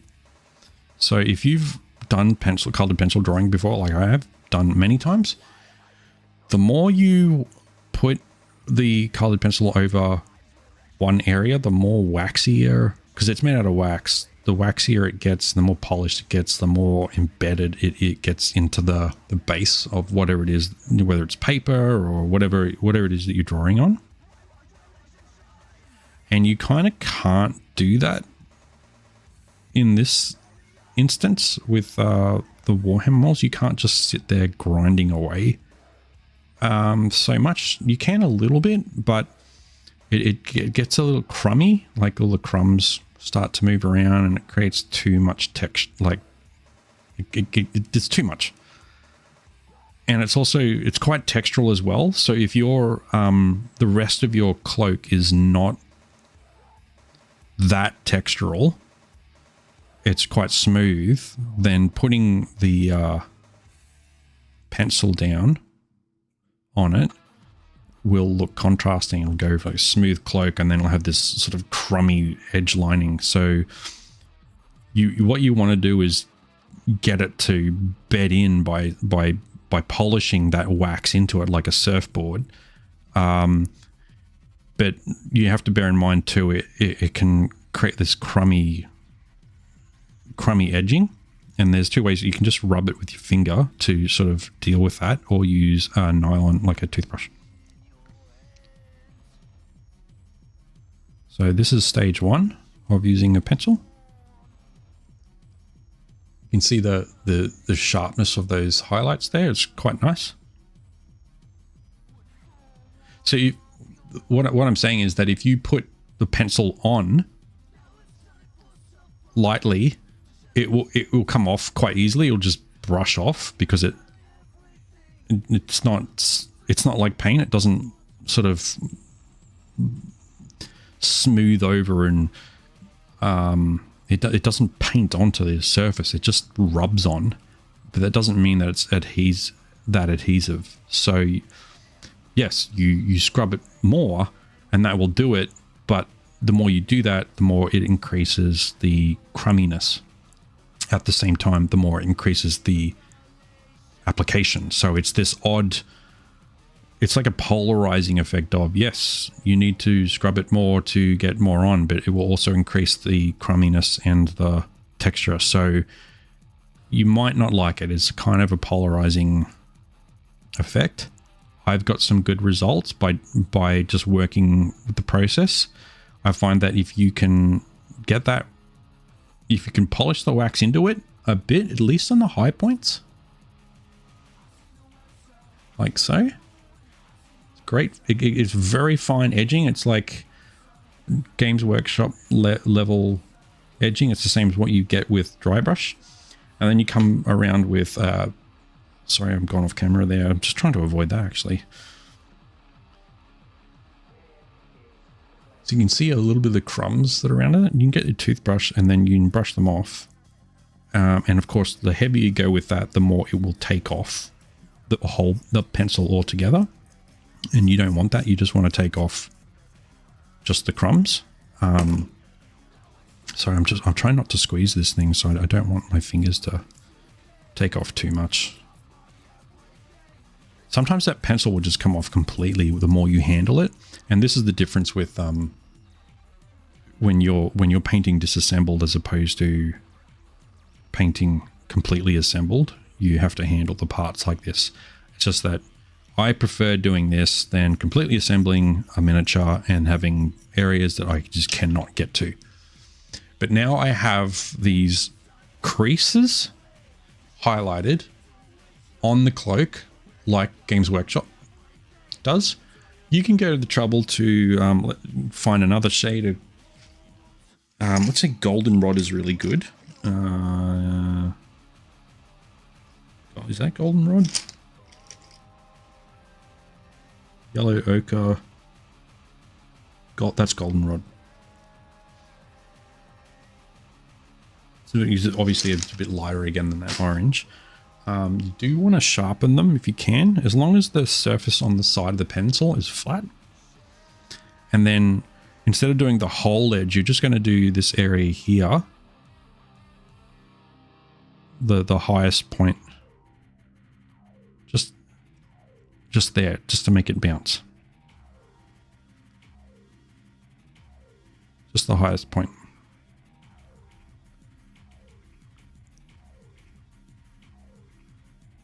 And it comes up quite nicely. And take your time with it. Get yourself into position.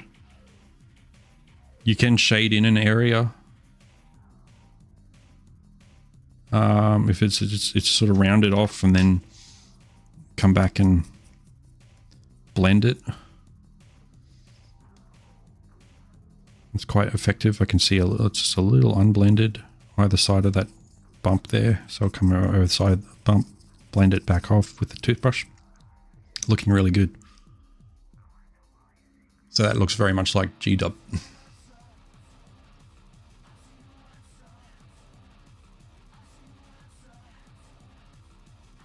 And we just have that white stripe to do, which we can use the 000 brush for. Let's just rotate old mate. And the inside is black.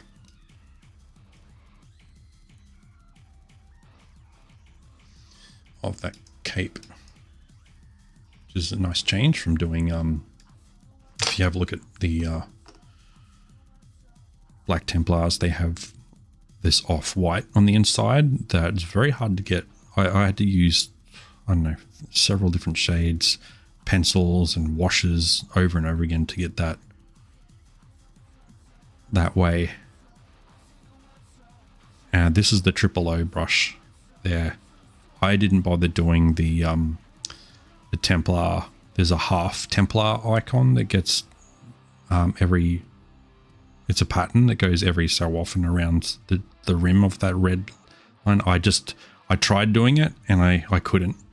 Another way to do it is if you buy the decal set, which is for this stuff here, you can cut some of them in half and then stick them around the edge. I hadn't bothered to do that. Just out of concern. Here's another dry brushing technique here. There's a lot going on in this guy. This is the Adeptus Mechanicus Tech Priest Manipulus. There's a few guys like this. I've got another one. I've got what's his name? Balacarius, I think his name is. He's massive. It's like the size of this Ridgerunner over here. But I used the same process for this. If you have a look at his hat there as well, his hood, it goes from the crimson, that mulberry crimson color in the shadow, up to a goldenrod edge lining. So that goes from Carroburg crimson, Mephiston red, Wildstacker red, Wild Rider, and then I used orange and yellow pencils to create the edge of his cloak there. And I did that before I did any of the metals. So a lot of other stuff got a bit of red. We've got those dry brushed colors onto it. But the organic nature of his cloak came up really nicely. And his hat as well. I put this, he had like three options, two or three options. I think it might have just been two options for his hood. And I went with that one because it reminds me of Mobius. And it also gave me more canvas to work with of putting that gradient. So in person, the colors are a little bit more visible to me than maybe you, but just the gradient of crimson to red to orange, that sunset, that very rich dark sunset type, very attractive to me, at least anyway. And this is a custom base. This is using Cosclay, as I said earlier on, same stuff as I put on the Ridgerunner base here, Cosclay that's just been shaped, and then I carve it after it's dried. This stuff here, I pretty much just got it the crummy stuff straight out of it, broke it and stuck it, sort of bent it over, created a slope, and then created this little plateau thing that he stands on, or floats over. And so it maintains a lot of the original shape and texture of that rocky surface. And then I put on Martian terrain, technical terrain, Martian iron earth, which is like a gluggy pasty crust. And I then put on Vallejo crackle medium. If you drop that on top of it, it will dry up and then pull the technical paint away from itself. It will dry up and crack and create that effect. And then if you want to, you can, like if I painted this black and then put, or painted it like this Tesseract glow, then put black on top and then put the crackle medium on top, the black would crack and let glowing green lines come through underneath that. Apparently you put the crackle medium down and then you put the base color over top of that and it dries and cracks and pulls away. But I've found that it will also pull away the material, the base color underneath. So you still can put it on top as like a wash on top of the color you want to crack, and it will reveal the color underneath. Alternatively, once it's cracked and it's cracked whatever paint that's underneath it, you can then go and use your triple O brush here to fill in the cracks and do like a lava or a glowing effect, or maybe just something a little bit more natural. I'm gonna probably have to wash this dry brush. It's getting to that point where I am gonna lose its ability if I don't wash that.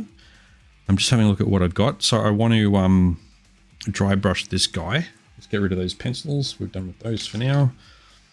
I want to get my Ushabti bone back, which is what we put on the terrain originally. I'm going to use the dying moments of this brush's ability to do its job as a dry brush, because it's becoming so caked now. Flip that over, because it's still got red coming out of it. So it's that caked, it's becoming too tired and too overdone in order for it to achieve color control and also that dry brushing control. And at the moment too, as you can see, it's you really kind of can't move back to lighter colors. So I'm gonna have to wash that. I'll go and get another one. I'll be right back.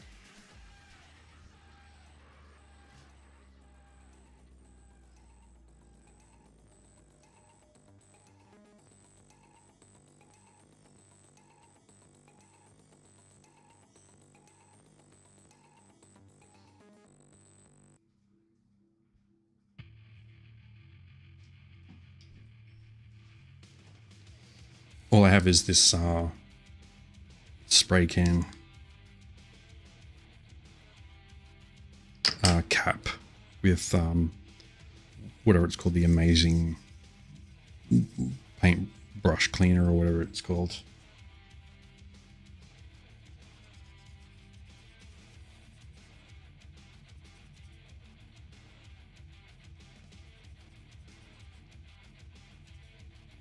It might not lose the color, like the stain in the brush, but as long as you get that caking out of, that paint caking out of it, some of that must be some other paint that's already in the cap there. It's coming out. So this cleaner is fantastic. I think it's called like the amazing paint brush cleaner or something like that. It's insanely effective. All right, I'm going to sit it in there for a bit.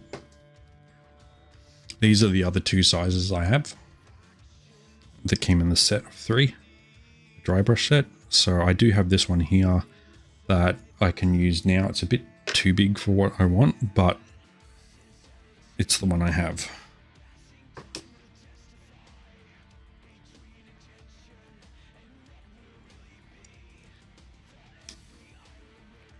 Now we're into the second hour of the stream, which means we can probably expect to see this next hour fly by. So it might be good for me to move on to some of the armor, just so we can cover some of the more of the bases. So we're going back to dry brushing our base.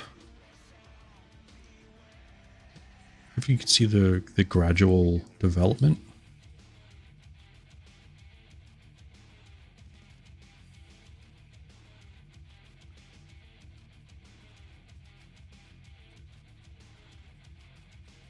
Now, if you want this warmer, it's actually quite contrasting. If you want this warmer, then don't use so much contrast. Don't use so much shadowing. Just use your mid-tone, your base color.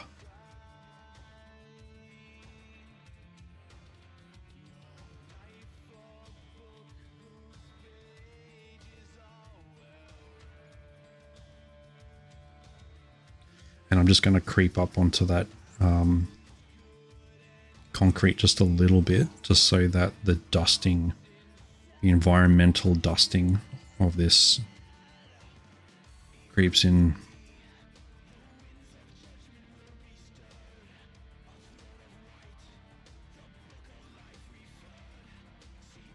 Onto that other component there. So that's pretty well done. because it's a larger brush, it has more coverage quicker. And it's looking pretty natural, like it's picked up all the details. That's what you really want it to do. You just want it to pick up on those natural details and make something out of it. I personally don't like the just using the standard base without anything on it. To me, you see the contrasting nature of a miniature glued to a standard base. It feels like it's out of place. I like it on a natural base like this, and that's looking pretty good. The next thing that we have is some of that highlight. So I just said we'll get our Stormhost silver. My wrist popping in and out. Try to avoid the mess that's going to make. I'm going to go with a dry brushing type effect. Get a dab of that on this. This Army Painter dry brusher is good for a couple of reasons, but it has a caveat. So it doesn't hold on to. Don't necessarily want it to hold on to the paint that you want to dry brush onto something, but as well at the same time, if it completely comes off, you're not really going to be able to get anything on there. So it's just have a look at. It seems to be working quite fine, actually. I just noticed it doesn't hold much of the paint, so you can't see it on there.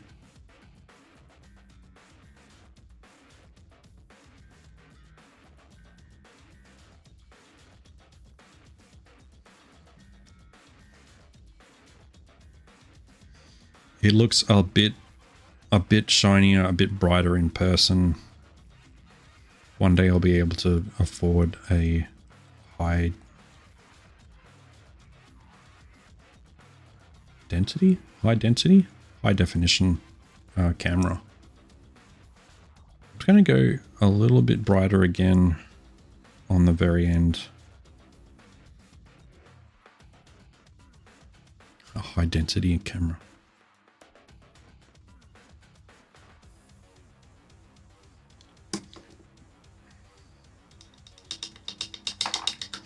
High definition camera. You got to start somewhere. I have two stream cams. I did have 3, but I did bring a third one in, but it's kind of not entirely necessary.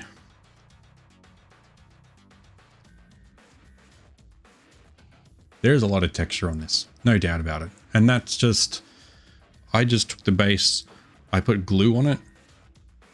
This plastic hobby glue that I put chopped up sprue in.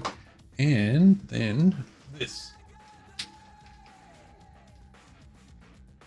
A bag of this sand from a hobby store. Rail, like obviously a lot of it's train stuff. And I just dunked the whole base in there and folded the top over, pinched it and shook it around. So like one of those cheesy, like what you do with a bag of chips before you eat it, you should shake it around like that. And that's what I did. And that's what most of it stuck to it like that. And that's the level of detail you get from putting glue and sand onto your base, as opposed to just using the texture that's on the standard texture that's on a base.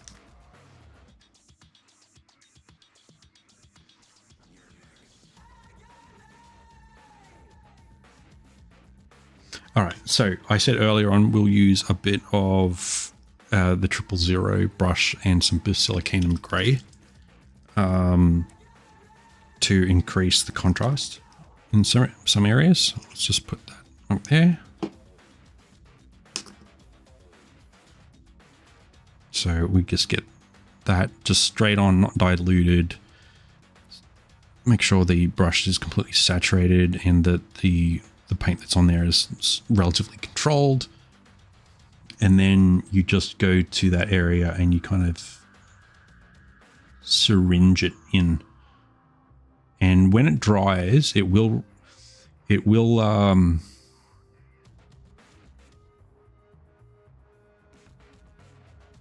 recede a little bit.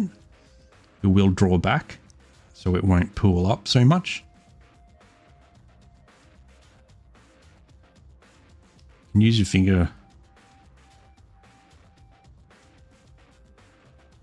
You can improve the cracks that are on there as well. Oops, I missed that. Dab it off. See that? See just around here, up here. See the definition of that? That's what it's doing. If you don't want that, if you want like a dustier look, less contrasting, skip this. But if you want the finer crevices of your landscape and even your figurine, you drag a O through that line art and try to go from the thickest point to the thinnest point, like so. I find dragging up like this and like pivoting the hand north of yourself the easiest. You might find a different direction it's the same as if you're doing penciling and inking traditionally, or comic art or hatching. There's a different point of control. So particularly like pinstriping and all that, you've seen those guys, they really know how to control a brush. There is something we can learn from that even if they use a different technique to you, the point is that they use a form of pinning their hand into position so that they can control the outcome. That is the theory, and it is fairly sound.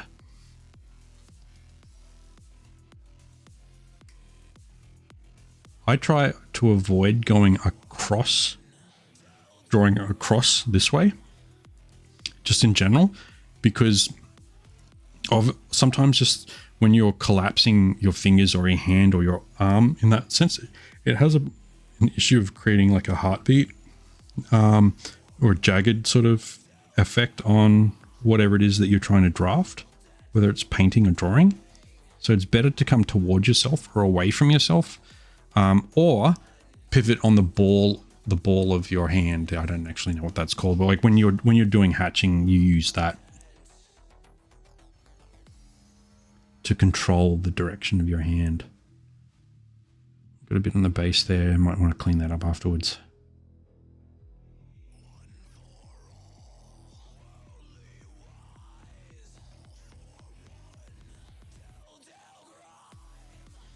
It's looking pretty good.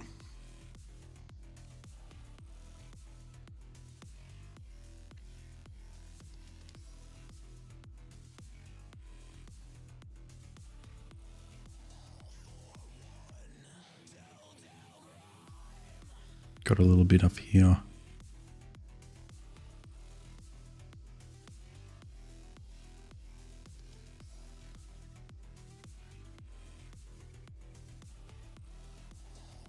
Sometimes you can use your finger. It's like a dry brushing eraser, where it drags across any available accessible surfaces that have paint on it that you don't want.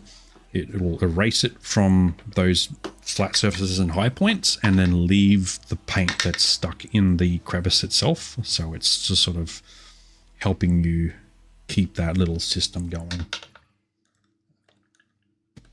Kind of synchronizing it's like the negative, the same stroke as a dry brush, but the negative effect. You're erasing rather than putting it on. So that's looking really tidy.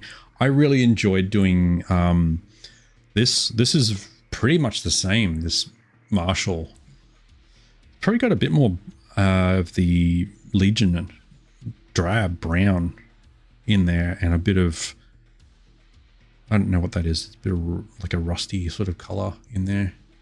It's a bit more saturated on my my end. Actually, what I could do, just to help you guys out a little bit, I know this is kind of a big deal. I will increase the saturation marginally. There we go. Just so you can get a bit more color. That's looking probably a bit more accurate. Oh, also too, you can see the blue edging on my Templar here, my Black Templar. I am absolutely horrendous at trying to do that with a paintbrush. You can get it with a dry brush, however, you need quite a stumpy one of the, a quite small and stumpy one of these. And the other thing too is it's blue on black. It's not like silver or anything. So I was doing like this blue.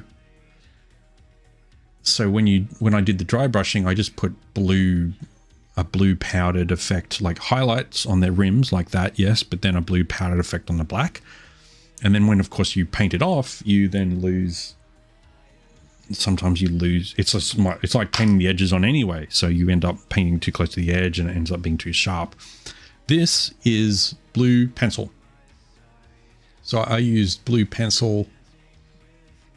This one here specifically, cerulean blue from Prismacolor wax, and I just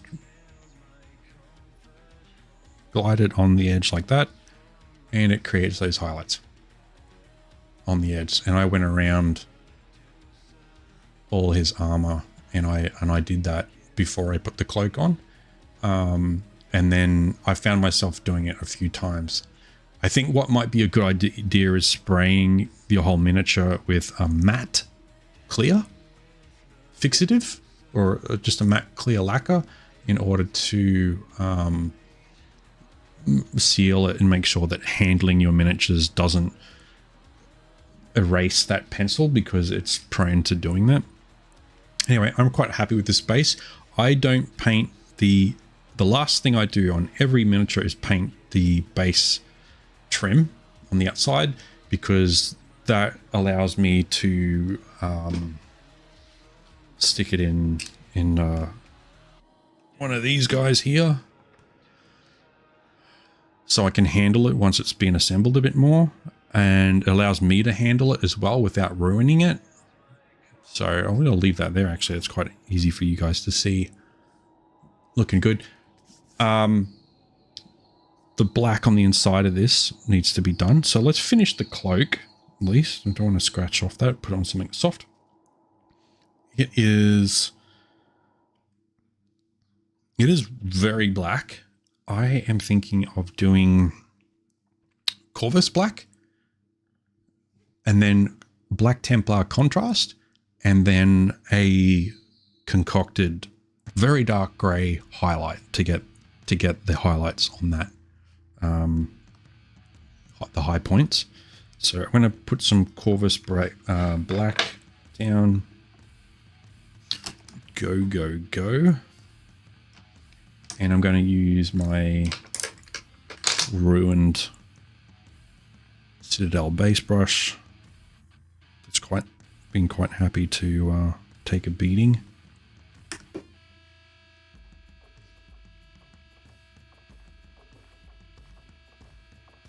Quite funny, the Corvus black is very mashed.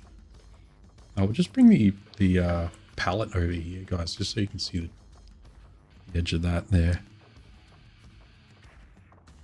I think just in general, for those who are a bit new to watercolor, how watered down should you make watercolor paint or acrylic paint? I think when it has the ability, really comes down to that once again the relationship between you, fallible human being adapting to the circumstance. But just as a universal guide, something that really helps is when the paint starts to settle and smooth out, because that's what you want your paint to do when it goes onto your model. So that's how much water you want. When it becomes, you notice it becomes too watery when it starts forming bubbles in the paint when you're mixing it in. You're either mixing too rapidly or you're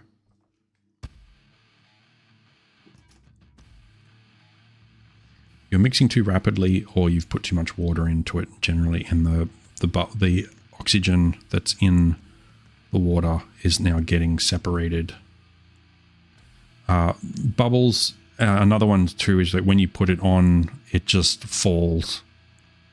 It falls off of it falls down into the crevices and gravity takes over.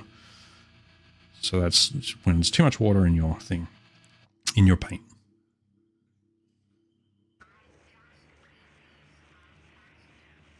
You know, brush well in the direction of the edge in order to avoid brushing onto the edge, but paintbrushes often also wrap around.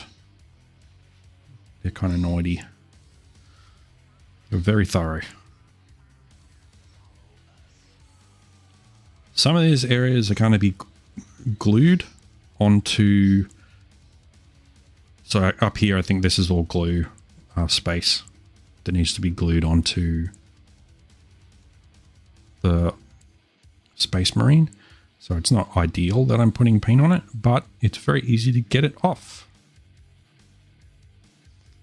Particularly when you're using Tamiya cement, because it will just melt. It will just melt that paint. Anyway, so I'm not too worried about painting surfaces that need to be glued. I would rather have access, once again, I would rather have access to areas that will be visible that I cannot access if it were assembled. So that's why I'm painting disassembled. I know the general tradition is to paint as fully assembled, and I have done that many times, and they were simpler models when I started out. And I am interested in all sorts of models that have quite complex assemblies and components, yet I want to get to those hard to reach areas. So I'm leaning towards disassembled painting, even though it is a little tricky to handle and you still need to manage the glued surfaces. It makes me happy. You work with what makes you happy.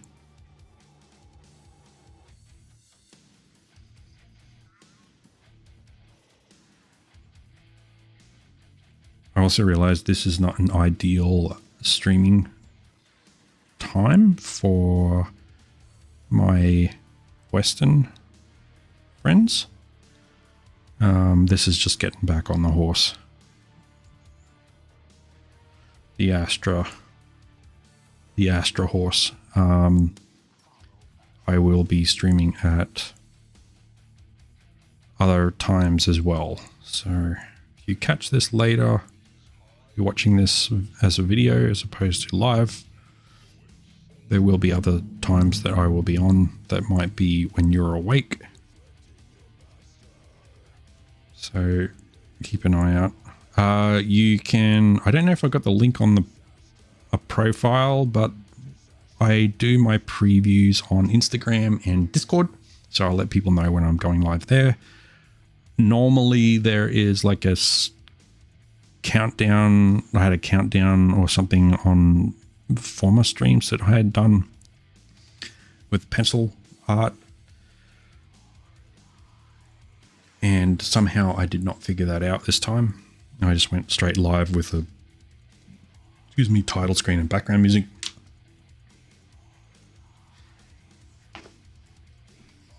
But it's easier with the countdown. When you have the countdown on the screen, you know that the person's actually there and they're not doing some live music thing with a title page. Like it's like a, yeah, just some like a live music stream.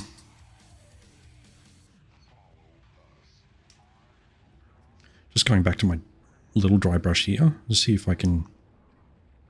These guys are pretty good. Like, still got cake in there.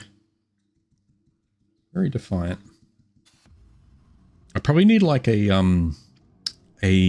cat brush and I'll scrub it through that wiry cat brush sort of setup to get all that cakiness out of it. I'm really burning through this paper at the moment.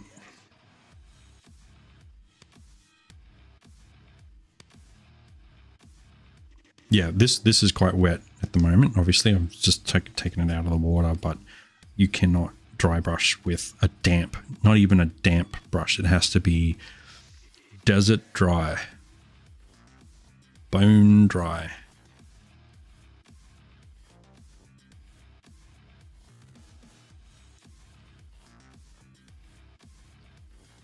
Anyway, I'm probably just going to let him sit in the cleaner for a bit longer, and then I'll spend a bit more time after the show doing some cleaning on that guy, and I'll just use this other guy here for now. You can actually see the I don't know if you guys can see that. Not quite. There's paint dust coming off of it, quite a lot. And that's a good sign, because there's no large caking bits, and I'm just doing it a bit more just to loosen it up so it doesn't form cake.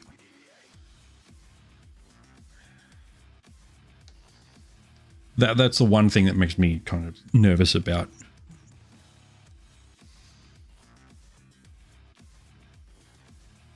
dry brushing, is that you don't, or it's just watercolor in general, you just don't have long to work with watercolor acrylics, because they evaporate. It dries very quickly, which is great for models, but not for brushes. I've done one oil painting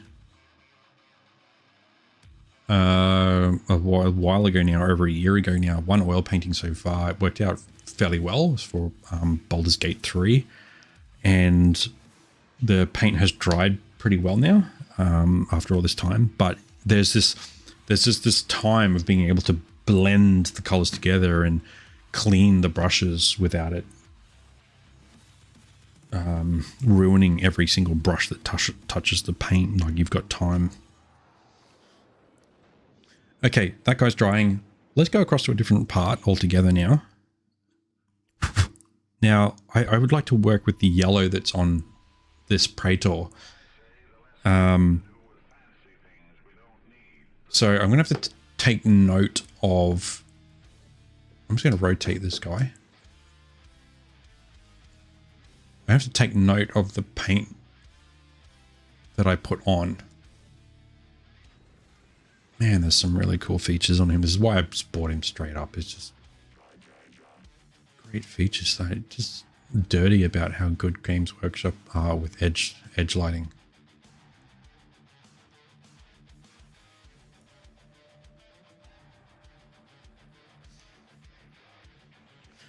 Maybe this leg is quite accessible.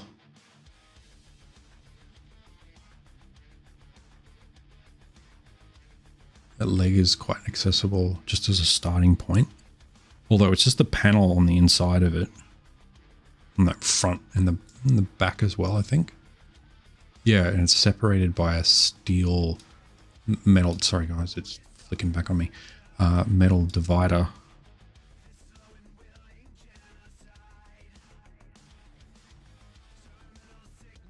And then the shoulder pads are the, what do they call them? Pauldrons are off to the side. It is a really... this Horus Heresy era stuff is really so classic, and like in terms of the tones and the features.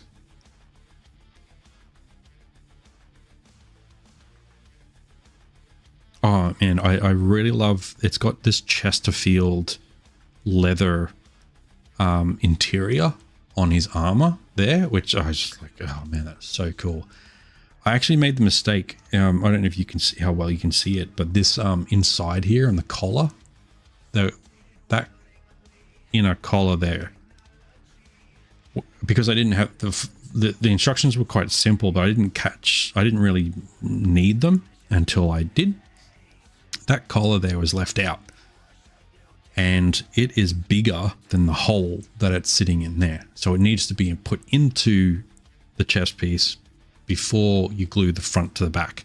And I glued the front and the back piece together and found out there was that collar in there where the head has to sit into it quite thoroughly. I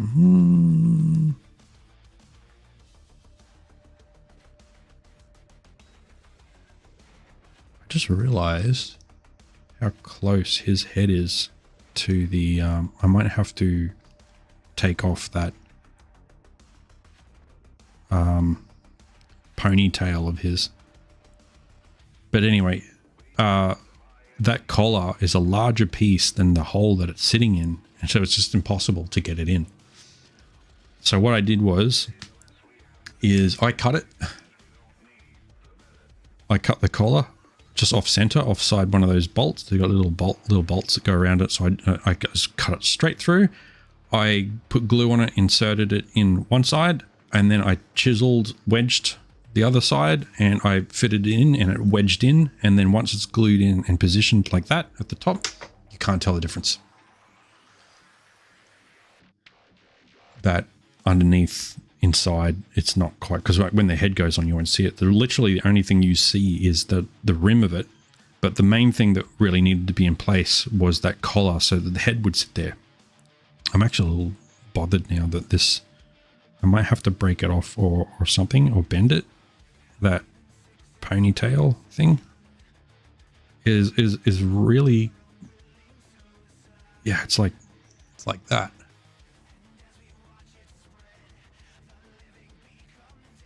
We'll get it. We'll get it done. But that's why the head's separate, because there's no way I'm going to get that collar painted with his head in place. Let's just mix up some yellow. So I am going to go with flash glitz. I do have the app I can choose, but I've just kind of stopped trying to use the exact scheme and just working with my eyeballs. I might go half and half, a dab of each. Rotate my palette around to the yellows side, so the gold panel there. I'm just going to use this rect brush. My rect brush gets still the most use out of all the brushes. Use it for mixing, landscaping, large areas, insides of or cloaks. So that was a dab of Git, Flash Git, and Avalon Sunset.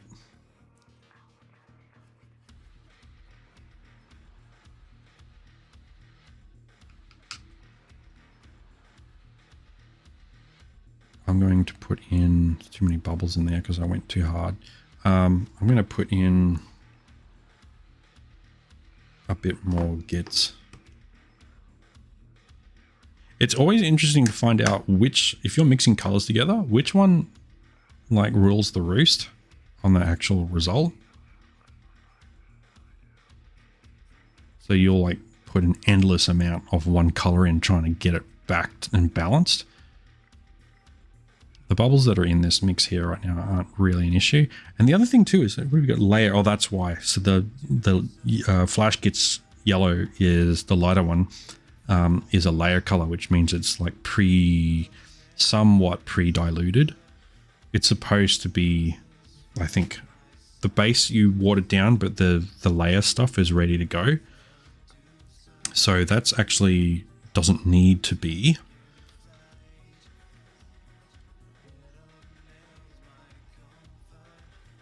It does not need to be watered down. I'm going to use this larger Army Painter detail brush, with this medium size one. One of the things I found with just brushes in general is that you want them saturated, but then not like entirely wet.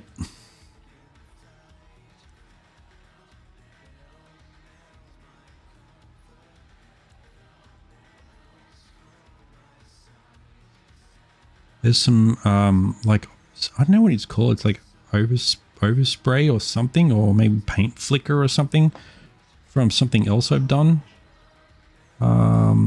It's formed a bit of texture on by accident on this guy's legs somehow. I don't mind. Maybe there's some dust in the surrounding area, or when I primed it with a spray prime. I don't mind it because it's a Horus Heresy kind of guy, and I'm not really hey, what do you want to call it? Like I'm not really like a parade painter.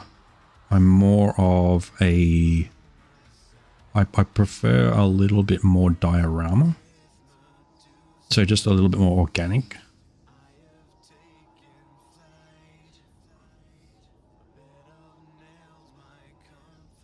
This brush size is working fine for this. Just want to make sure I keep these little holes. Just don't want to fill them in. You'll know that your paint is a little too dry when the streaks, you notice streaks aren't disappearing when you paint on.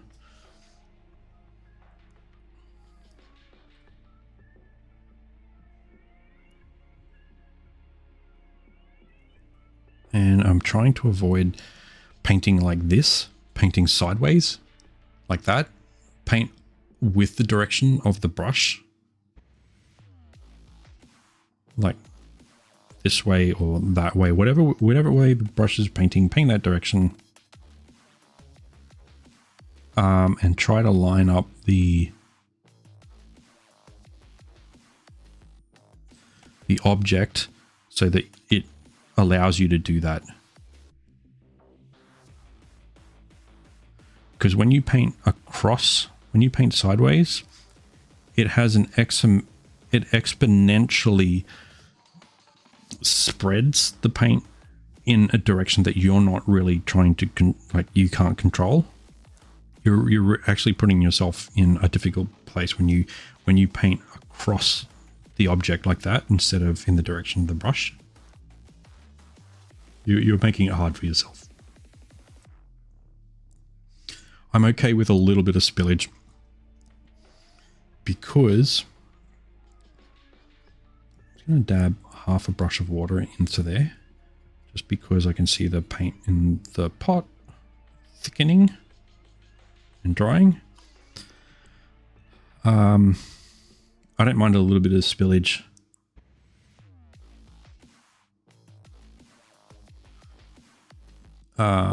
With the yellow, because the surrounding areas are going to be a darker steel color that's going to get a couple of layers. I think this paint is still too thick because I can see streaks and little like dabs when you put the paint down. You see it dabbing and sitting there.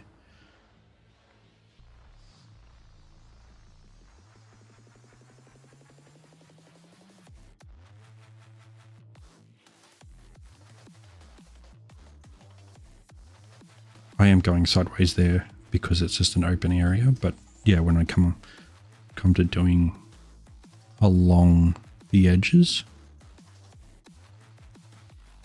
I've got to drag in the direction of the brush. There is a little hole there I need to get back. This is alarmingly close to a couple of other components there, which is not advantageous. This size brush.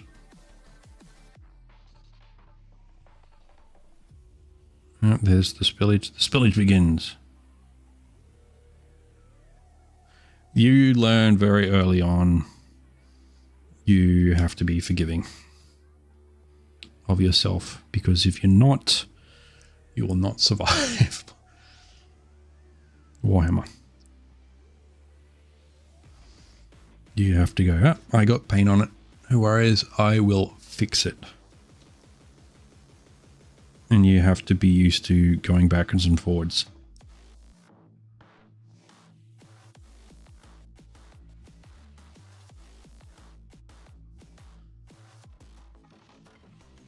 And you have to remind yourself that you're not on a schedule here.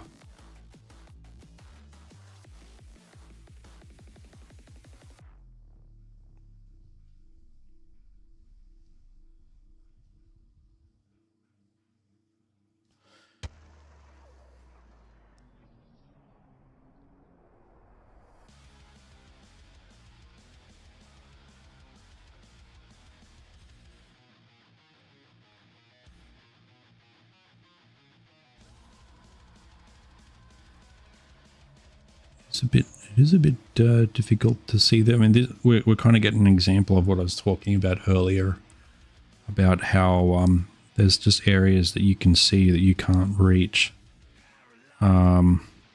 with assembled arrangements.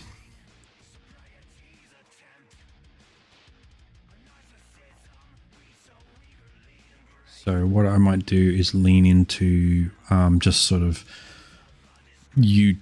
utility shading, so like just sort of getting contrasts and that, and darkening out areas that I can see but can't access, and probably won't do well. Actually, he's not going to really see this part of the arm. I've painted it anyway.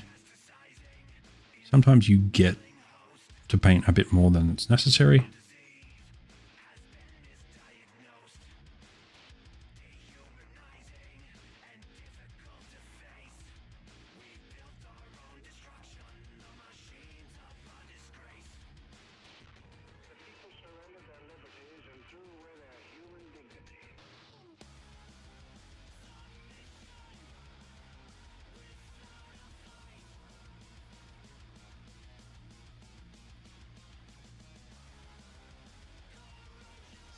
This is a similar yellow that I've got from my Hearthkin Warriors, my Leagues of Votan Hearthkin Warriors. It's just a mixture of a couple of yellows,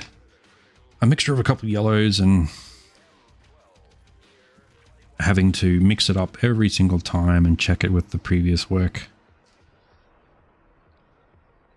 Only thing that's bothering me right now, aside from areas that are not as accessible as I'd like, is just some of these holes, and debossing is it's just the road, isn't it? It's the road when you're painting Warhammer. It's the road ahead, the potholes, and you have to work and figure them out. A lot of the paint recesses when it dries, and so the water evaporates, and then it's the paint settles in, retracts, and means that those wonderful details that the sculptors have put into place will survive. Now that's a good thing about watercolor. Give that a couple more hits because it's a little see-through. His boots are yellow as well. But I do know that I can see that he's got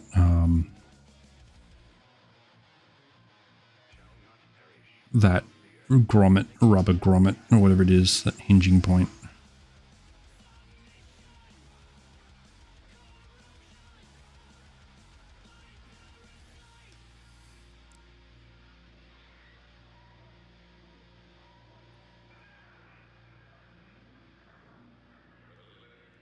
Yellow boot caps, boot backs, boot caps. Yeah, the Leagues of Votan were the only other guys I did that were yellow. and specifically this same color, the same tone.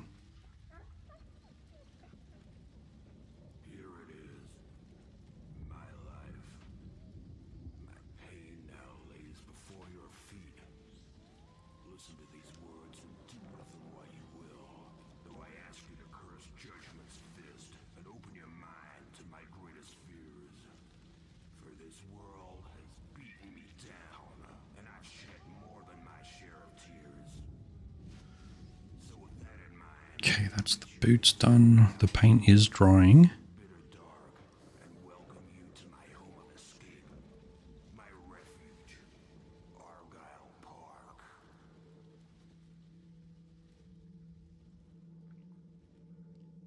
I do have, yeah, a couple of finer options for painting. I'm probably just going to get myself into trouble here and use the bigger brush to paint into those areas. It'll be about as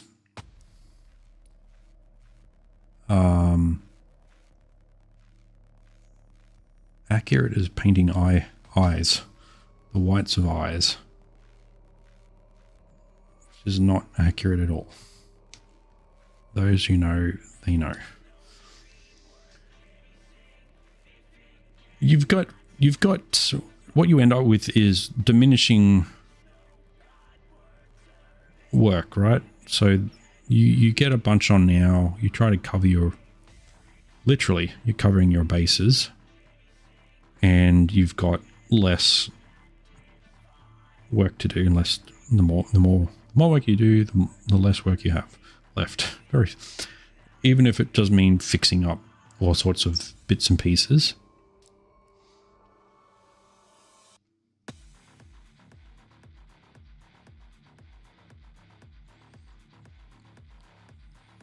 It's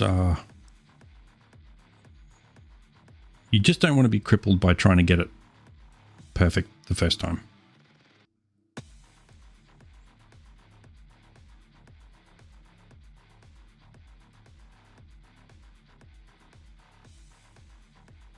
That's what you want to avoid.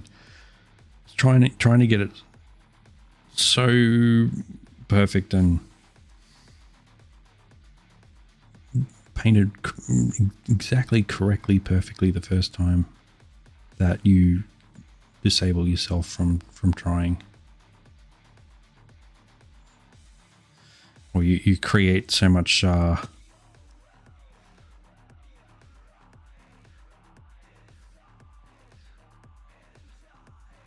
intolerance, I guess, for imperfection. I realize too, like when you start getting a little bit of bubbles again,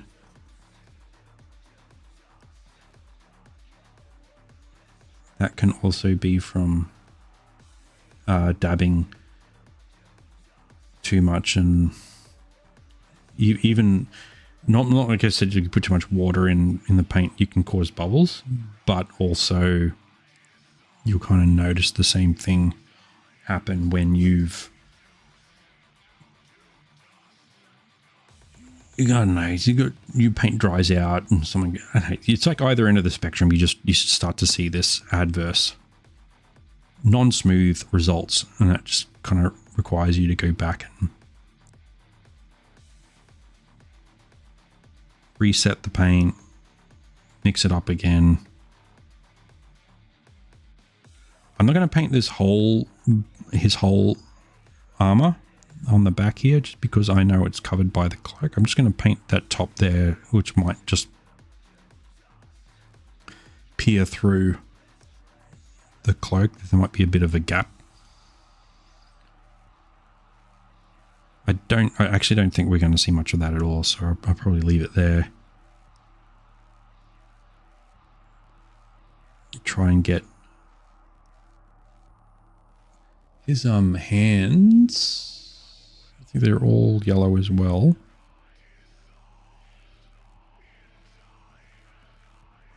I have a feeling that cuff... Oh no, the cuff is yellow as well.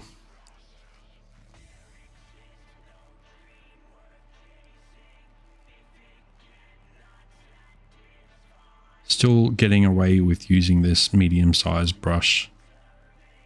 I'm just running out of paint, and it's a bit thin, so that what happens is that grey sear yellow, so that grey sear primer underneath, because it's actually a cool tone.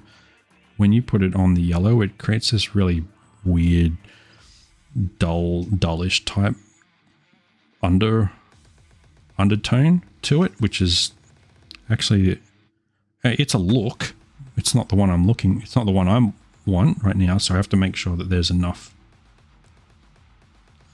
color on it, and I'm going to be a little splashy, just getting this bit here done. It's fairly accessible. GB, how you doing? Welcome in. What's this model from? This is a Horus Heresy. So the picture that in the corner here, Horus Heresy, Space Marine with Power Sword, Warhammer, Horus Heresy era. So it's 30k, 30,000 years into the future.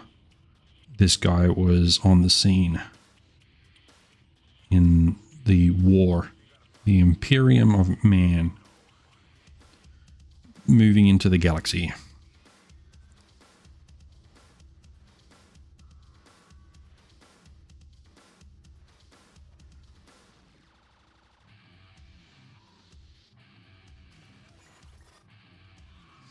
And I picked him because he's just drastically different to your typical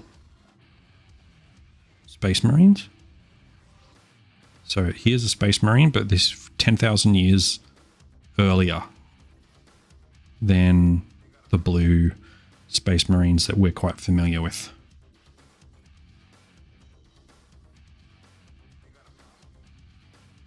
In the Warhammer series, which is just why I picked him up. I'm kind of at the moment, I'm very interested in all these obscure type models that are less mainstream.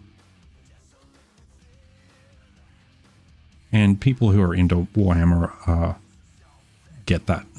A lot of people like the classics, you know, like the core Space Marine in their blue armor and that McCraggy blue that just they roll it out in drums back at the barracks and paint them all. You just know the Horus Heresy box. I have read Horus Heresy books 1, 2, and 3. I don't know how many there are from that era in particular, but I've read just the first 3, so I still don't know. There's a lot of content for 30k. There's a lot of story, a lot of backstory. I think things get hazy when you go back to like 20k. So when you start talking about the fall of man, then the Dark Ages, I think it is, when the automatons, the men of iron, the AI bots that were used for industrial, commercial, and military stuff. I do have one of those guys. It's just not here. Man of Iron. Back in the 23rd millennium. They all kind of mentally short-circuited and started a coordinated attack against mankind and nearly wiped them out. Mankind just survived, and then it banned computers and AI. So that's why there's no computers or AI in the Warhammer universe. There actually are computers and AI, but it's all restricted to Mars and the Adeptus Mechanicus guys, and they just call it the machine spirit, but it really is this AI entity that is part of the system and the computers and the system they have, but nobody else is using that technology for fear of being completely overthrown and destroyed. Thoughts on the redacted legions? You'll probably have to help me out with that one. Obviously, the whole lore and story is extensive. So I have not across... I mean, it's all that... I'm on that journey now. So I'm on the journey of...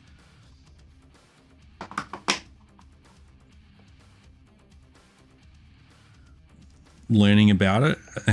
My sort of buy-in to the whole thing is the miniatures and painting, doing this artistic application of the miniatures. That, to me, that's the part I really enjoy.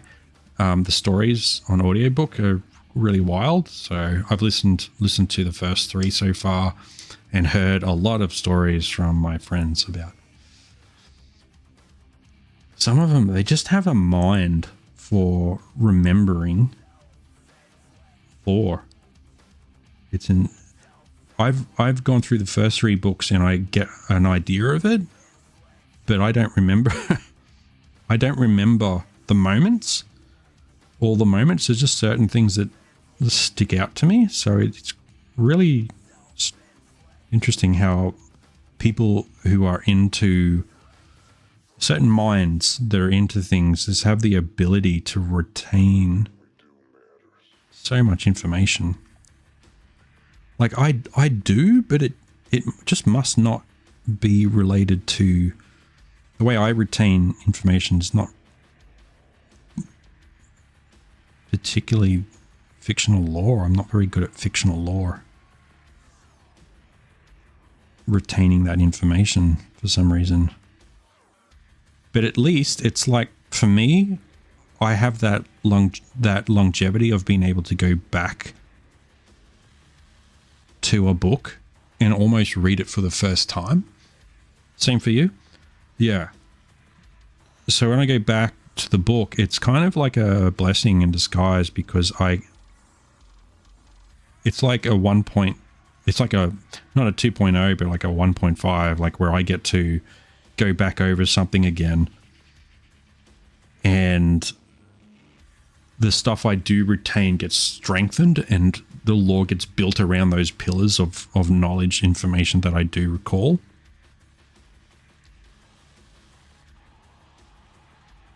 So yeah, additional viewings are not boring for me. I think it could be a little tiring in terms of, like, there is so much content in the series to get into, let alone just in life in general. Like, there's all sorts of books and movies and things and TV series that you want to sort of have a go at, but and read, but it's just the time. And then, like, going back over stuff you've already read is sort of not allowing you to move on to new things. But yeah, the upside is being able to listen to something, retain it better the next read through.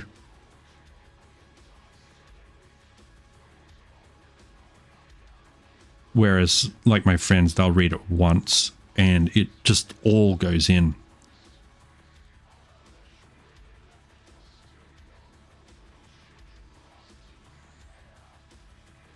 Which is quite amazing, because you can recall anything. You can talk about anything that you think you know something about, and they'll know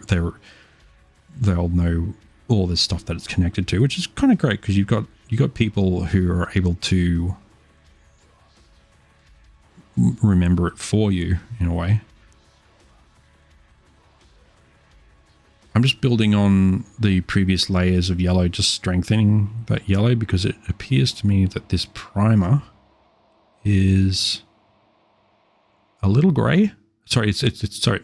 The yellow, the first layer is a little gray. It's sort of coming through.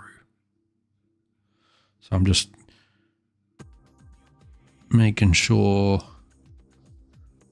these panels, I've got plenty of paint left over here, so I might be able to put some on the pauldrons, which are separate at the moment. sitting on the table.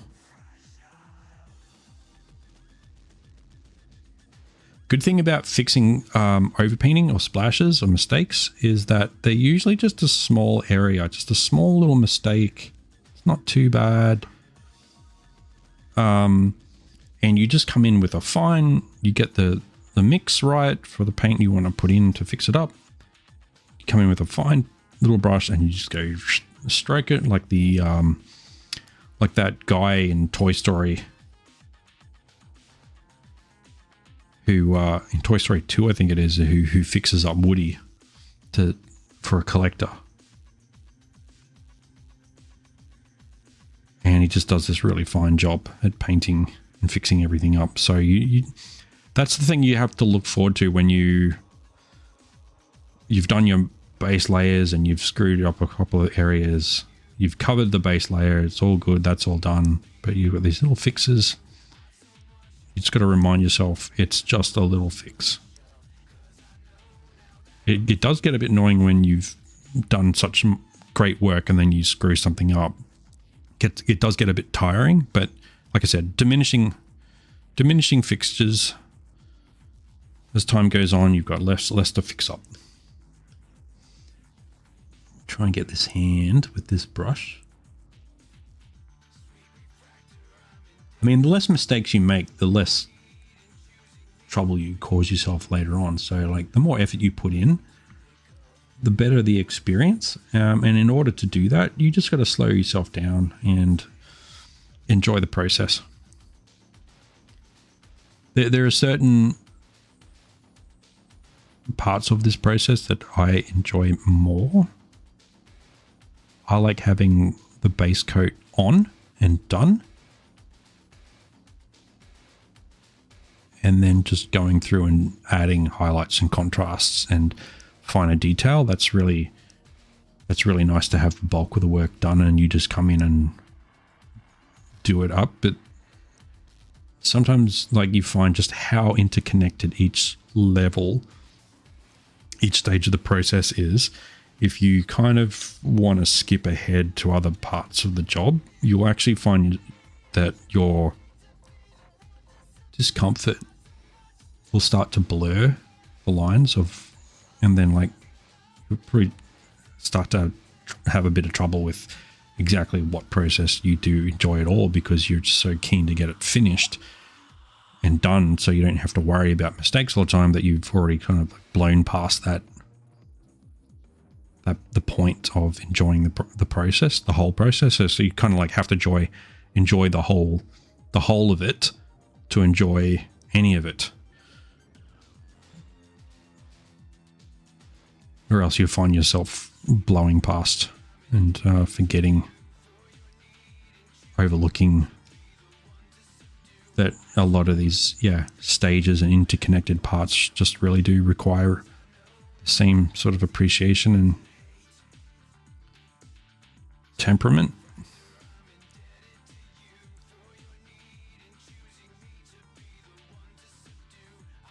The other thing too is you can focus on the most visible areas of the model. So don't overdo areas that when you sit that guy down on your desktop somewhere,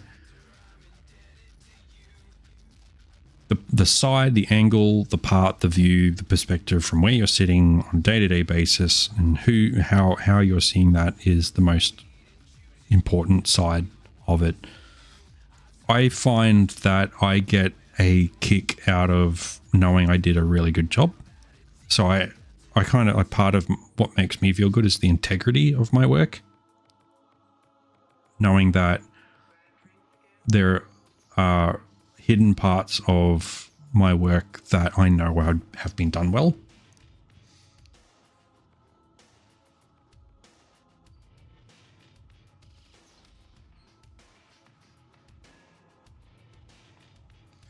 And that makes me feel good about the job, because I've spent money on this. I know that Games Workshop can do and have done excellent work with the box art and the presentation of it, which means that there is very good reason for me to put enough effort into the project for it to really come up well. Yeah, this guy is looking good. Let's grab these pauldrons before this paint dries up. Dab of water, reinvigorate. This is a little tricky, isn't it?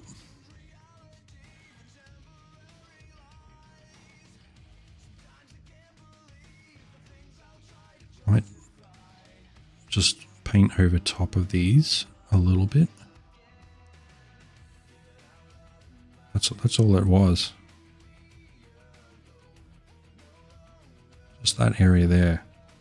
I think what's really interesting about why you choose the particular models to work on, to collect and paint and even play with, probably more so those of us who want to actually paint them to near parade levels,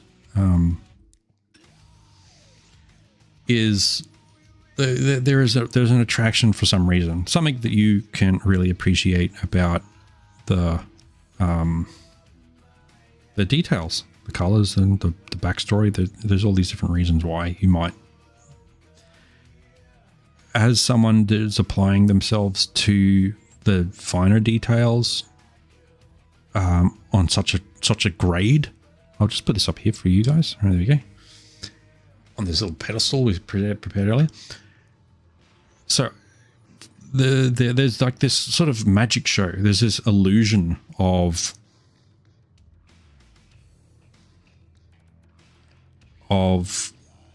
the composition that Games Workshop have done of their little guys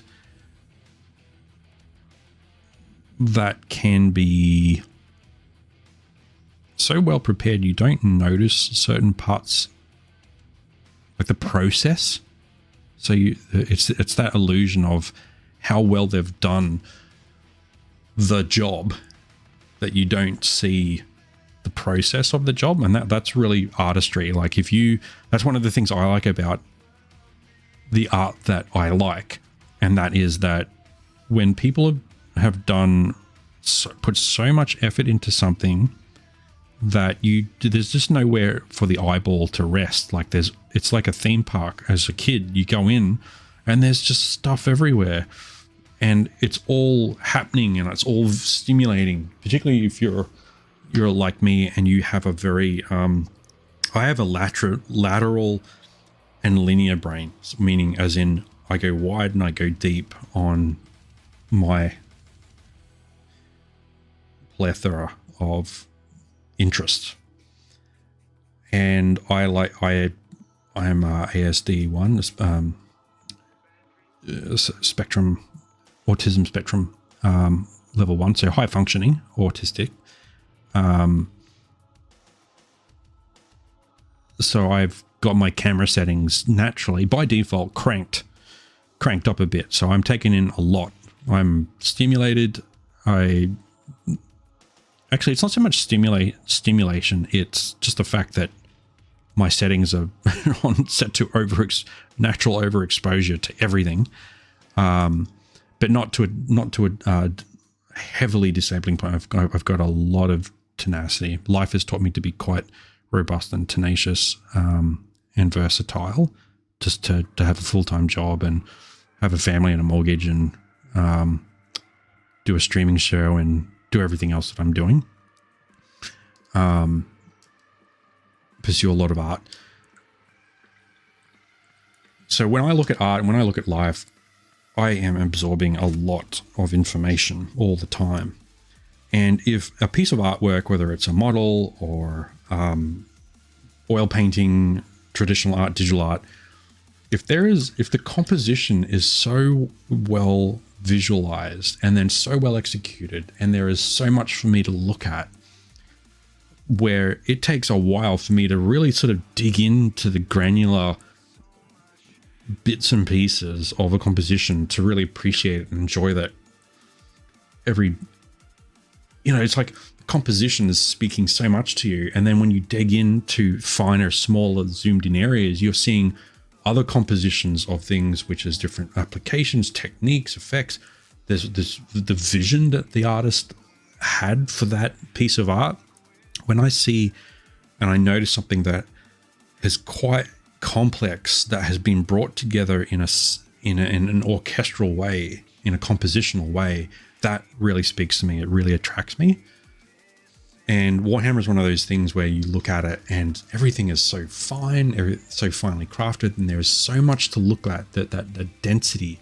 It's like I have a detail or a detail per inch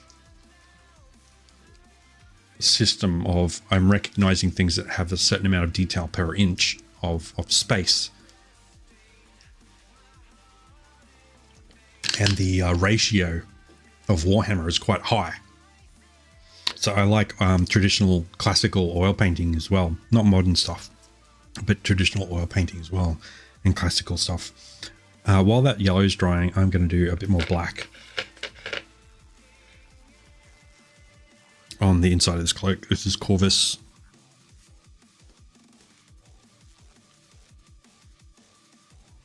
So I like maximalism.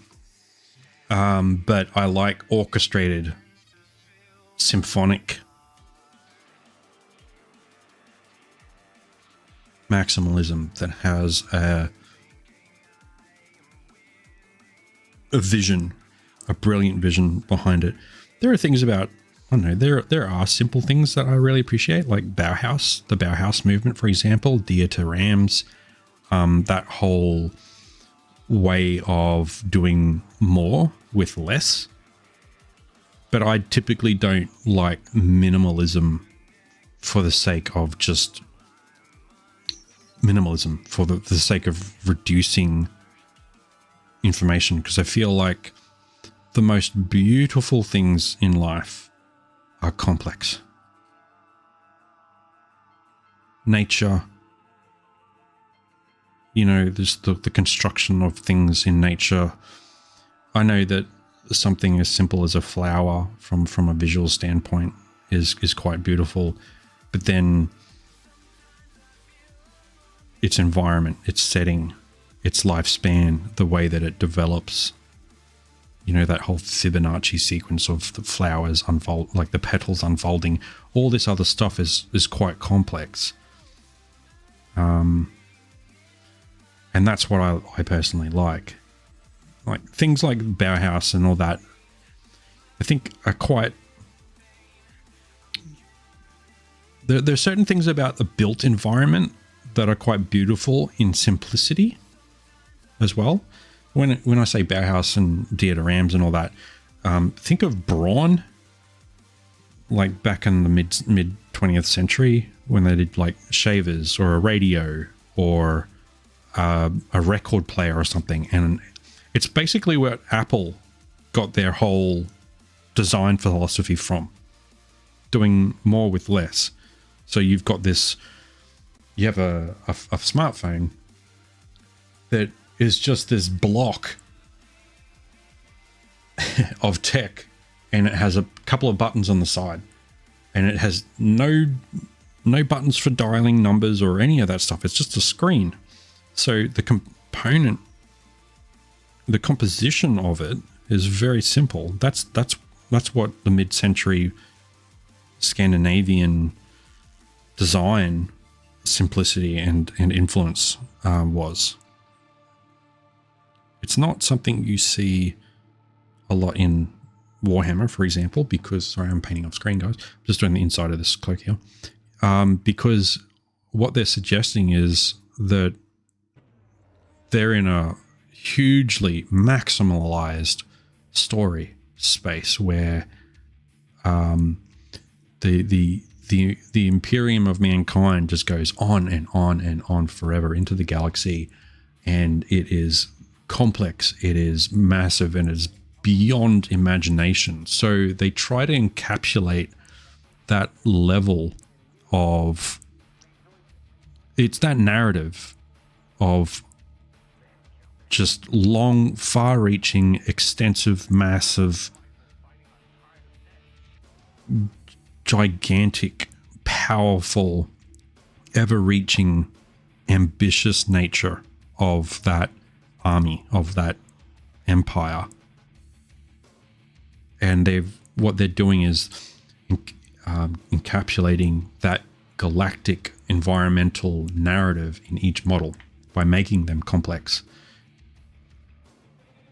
And this is something that I find quite attractive, because there's a story in each element, right? That black has now had a second layer now. It's quite thick. Corvus black is, as I said, it's a little washed out. It's like a 90% gray. It's washed out black. It's a very dark gray.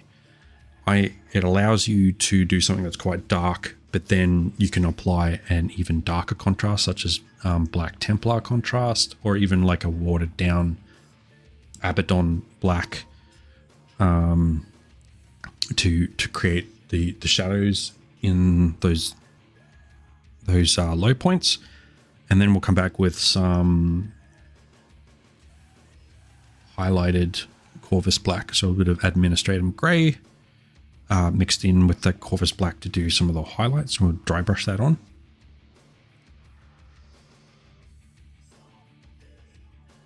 And we're past our third hour into our fourth hour. I'm doing quite well. We'll probably come up to the fourth hour. I am now going to, I think I might work with this polished silver. Although I'm looking at some parts of the completed G-Dub model there. And silver has some nice dark spots on it. So I think I might actually come across to this manufactured 0.000 triple O silver here. I'll use this to mix up some because I can't get it out of the pot just with that little guy.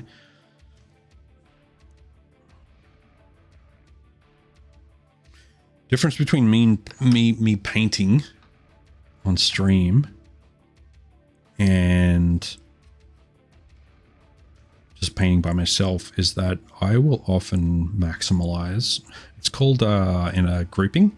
I think it's bundling, where you end up trying to do multiple things at once, and it just slows everything down. So I've been sort of addicted to the MLB The Show. I like baseball. I'm kind of like a jock nerd. I was athletic and competitive as a kid, but I'm also into board games and video games and pop culture and that. So when I'm just by myself, I'll end up turning baseball on, playing baseball, and during the loading screens, I will try to, let me just go, we'll start with this pauldron here. Where's my example? It's on the screen. Okay. And I will try to do the Warhammer painting during the loading screens while playing video games. And sometimes it will take me a long time to get the painting done. So the stream really does force me to be focused. It is very common to find people in this space, video games, tabletop gaming, miniatures, painting. It's very common to find, what is that? Chunk of something. To find that level of lateral. Is this all silver? Yes, it is. But there's all this like detail embroidery, embossing. And you say that you can say it stems from ADHD. That's very common for creatives. Very common for people into these types of entertainment, whether it's single player or multiplayer like that. We've got that sort of ADHD-esque thing going on.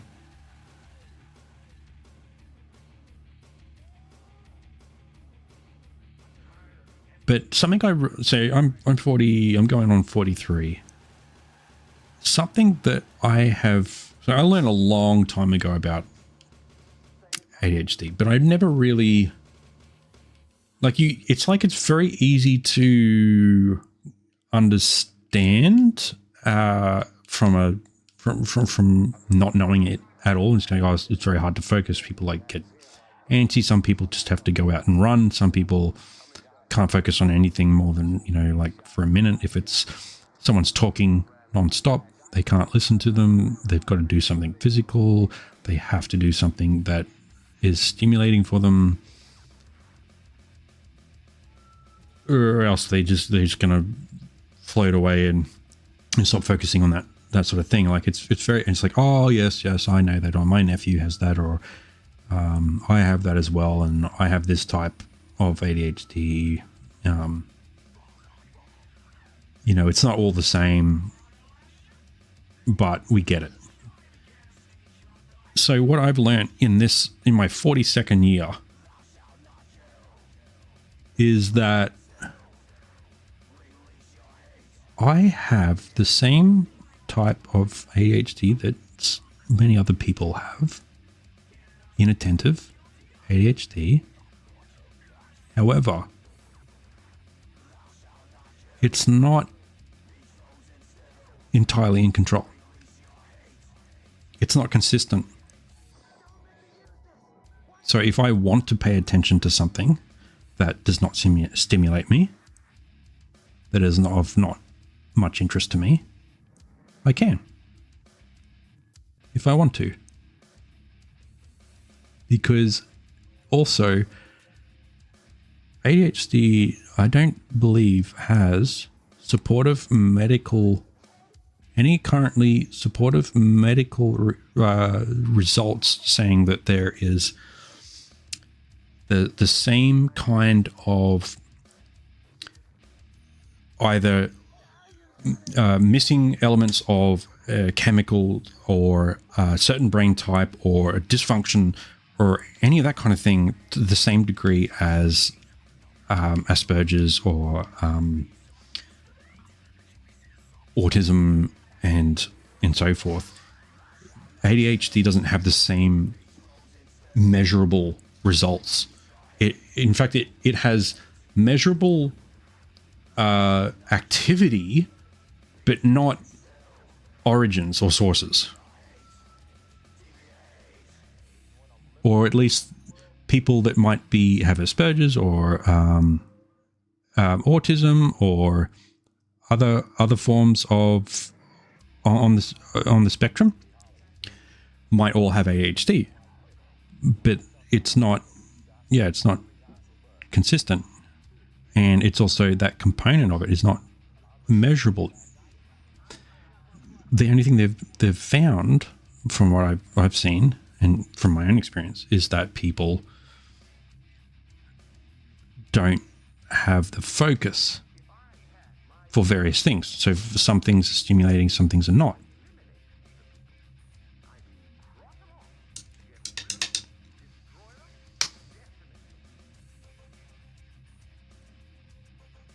Which is interesting. That separates it from a lot of other forms of diagnosis, right? I might have to close that. Oh no, there, the door's closed. So just whatever you understand about ADHD, just hold on that. Hold for a second. Just pause for a second. So medical practitioners are saying, "Hey, Georgios, thank you so much. You're really kind. Thanks for saying something. Thanks for chiming in. I will keep up the good work."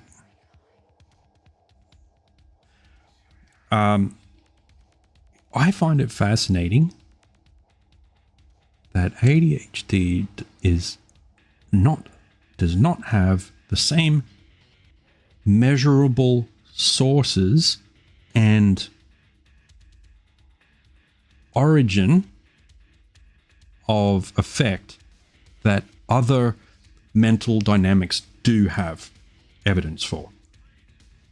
That's huge. The fact that they've gone, yes, we can see the guy is not the kid or the guy, the subject, the patient does not pay much attention to, we monitored them in class. They did not pay attention to 90% of what happened. Okay, we've established they have ADHD. However, when we did a little brain analysis on them in the same circumstance, we found zero measurable origin for it existing. Yes, it does exist. Yes, we know how it functions. Yes, we know the results. But no, we do not know where it's coming from.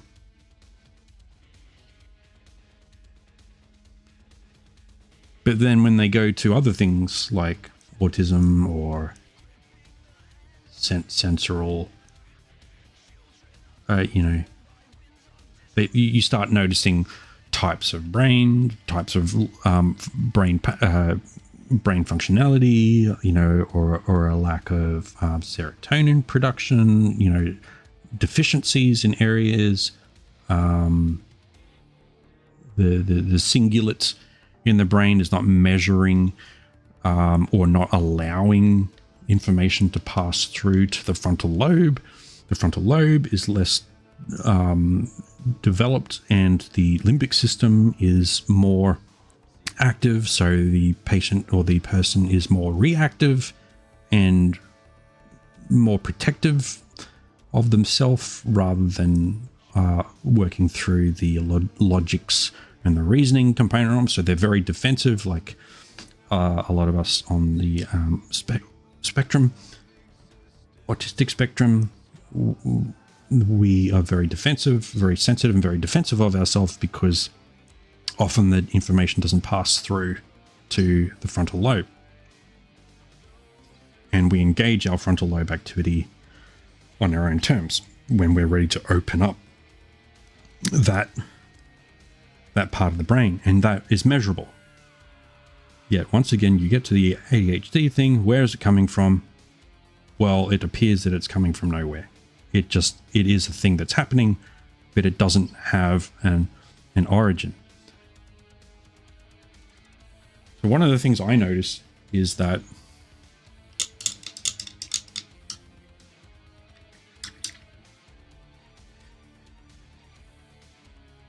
a person has interests in things. Why? Why? I find that fascinating. I don't know why.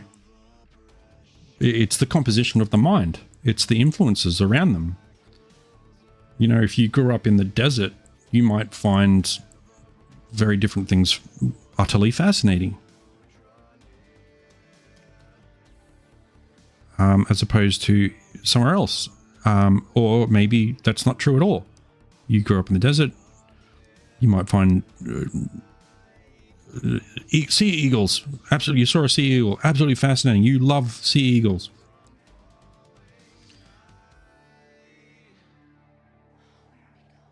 And that's how it is. But then you come into other cultures and you see video games, and then you think video games are just as awesome as the guy who grew up surrounded by video games. Like, why? And to me, that's a fascinating question. And that is part of the answer of ADHD, because ADHD isn't about a deficiency, a brain deficiency, or an inefficiency or a dysfunction. It's the same thing, the same reason why somebody likes something and why it's stimulating, why it's interesting. You go and talk to your girlfriend or your wife about machinery and see how good your chances are. Some girls like machinery. You go and talk to them about cars or tools or something like that, and they might not respond to you at all. Why?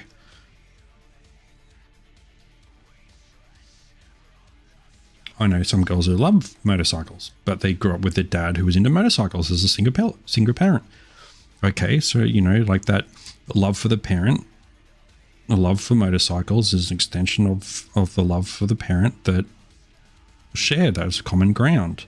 but yet the brain, so the brain in that case has sort of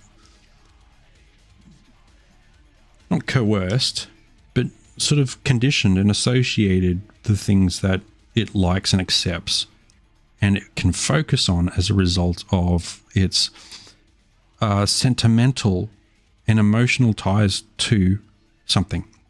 There are TV shows and cartoons that I never got to see as a kid that other people love. Like, I never got to play with Warhammer as a kid.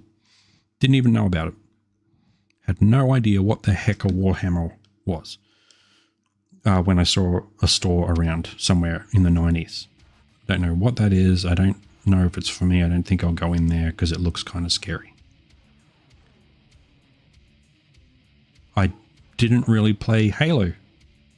Didn't have an Xbox. Or an Xbox One at least, anyway.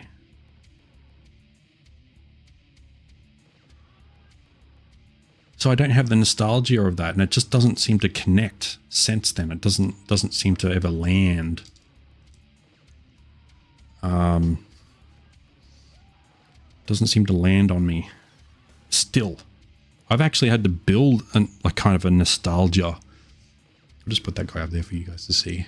Pauldrons are coming up pretty tight.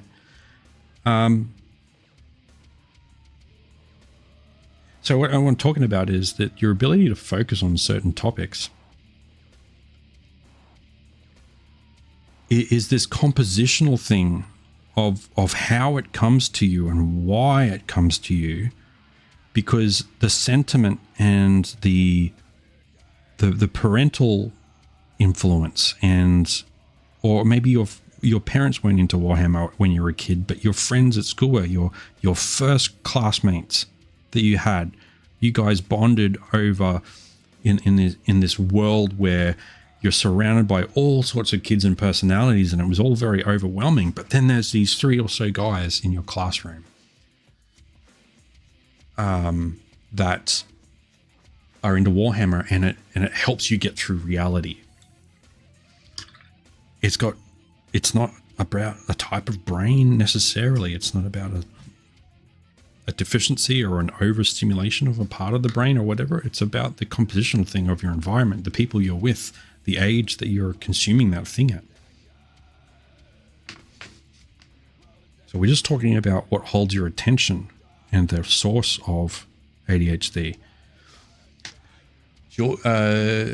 Georgios, brilliant. Never thought of using pencils for highlighting. Oh, great. I'm glad you got something.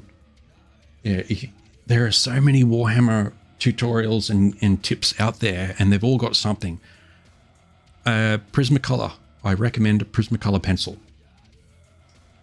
There is a massive plethora. There is hundreds of them. This one here says Prismacolor.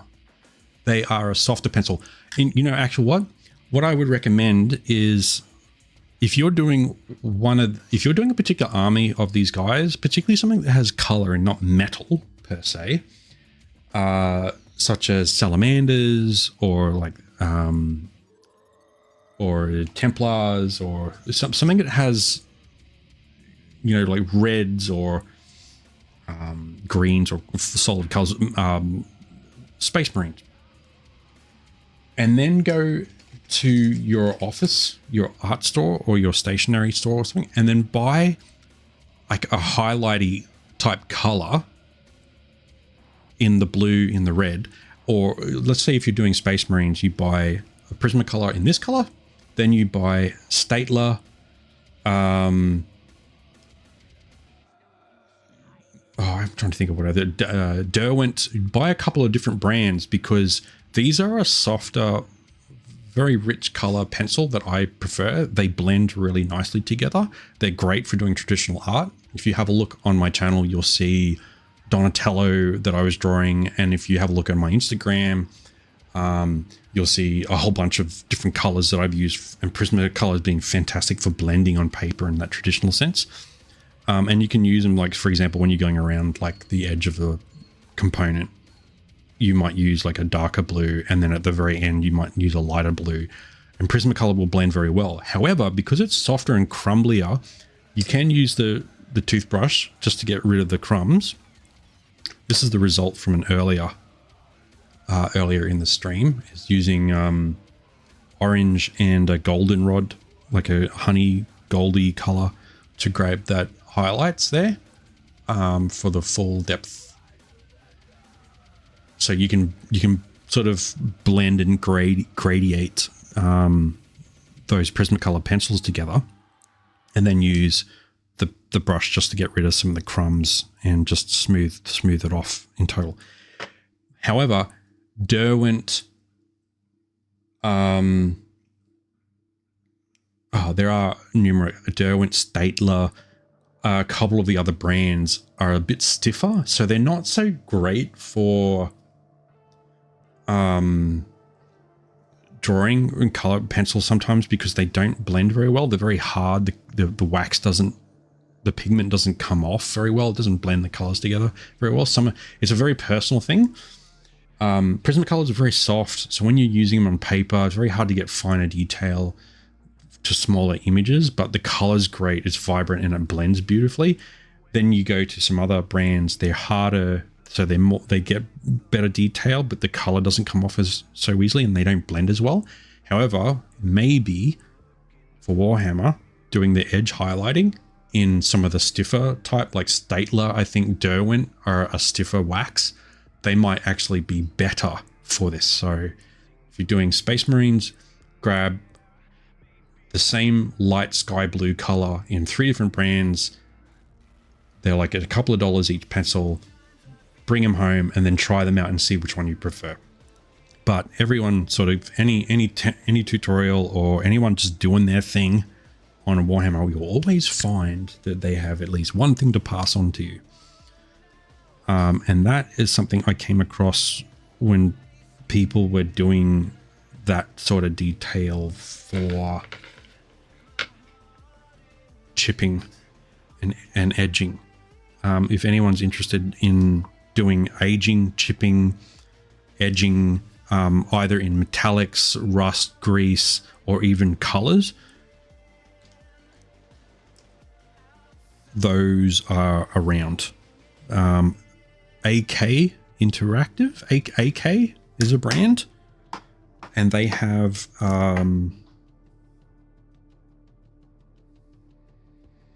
chipping pencils and that. And I saw someone using I saw someone using them for Gundam. So doing a fully detailed Gundam. It looked great. It looked fantastic.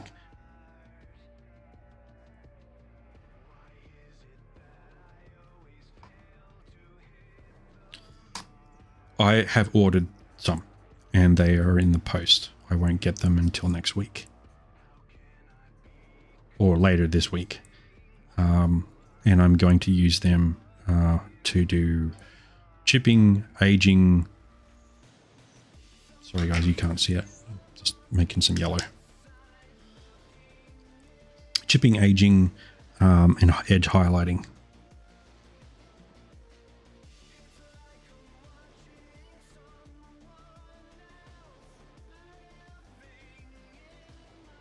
I'm just tidying up. Got a bit too much paint on this. I'm just tidying up where the metal bled onto the base paint. If you guys want company in the future, I'll be doing mostly just live streams, not videos, not tutorials. I just find tutorials too. You have to prep a lot. And you have to do a lot of content. You have to do it every few days. And I'm not gonna do a video and then edit the video and then do a never-ending list of hundreds and hundreds of tutorials. It's just not the life I want to live. I'm not gonna try and monetize myself doing all that work. Because I don't enjoy it, but I will be doing live streams like this. So if you want company, you just like getting along, talking, doing your thing, you find that it helps you get into your work without getting distracted by other things, and having someone to talk along and hang out with, then I just subscribe and you'll get you can get the notifications. You know how to do all that. And I'm not set on this time particularly, so we'll see different times come up in the future where I'll be around. So we'll see each other when we see each other. If anything, it does not force you to have to fix yourself to a particular time slot. It has its benefits.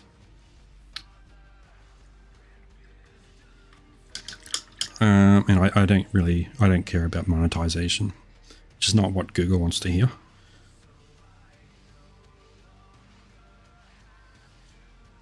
Just want a positive and ethical environment to share art,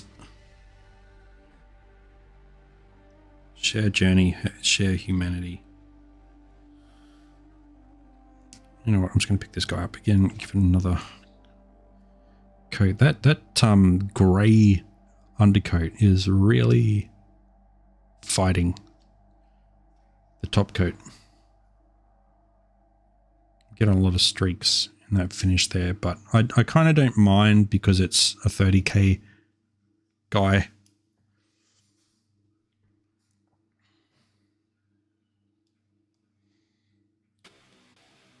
Put the cape up here for you guys to see.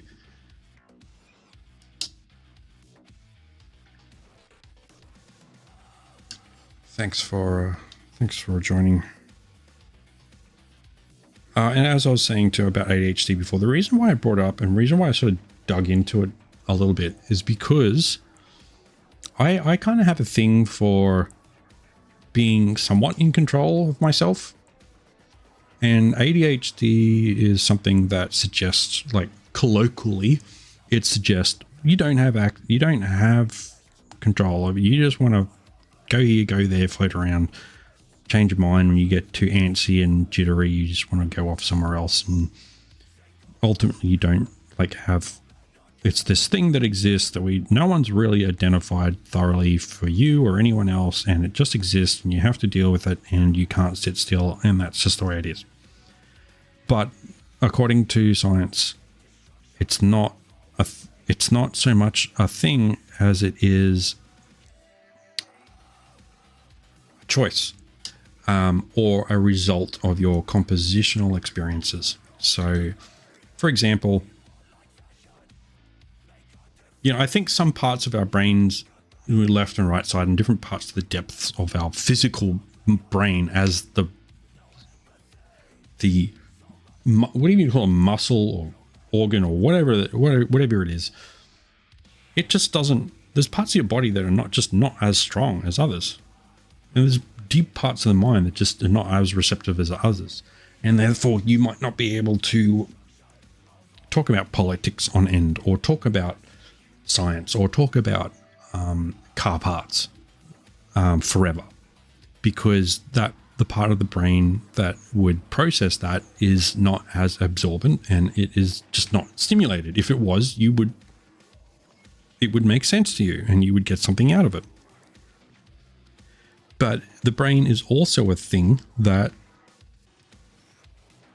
can be developed, like as if you do curls to strengthen your arms. You can also do things to strengthen your mind and your focus.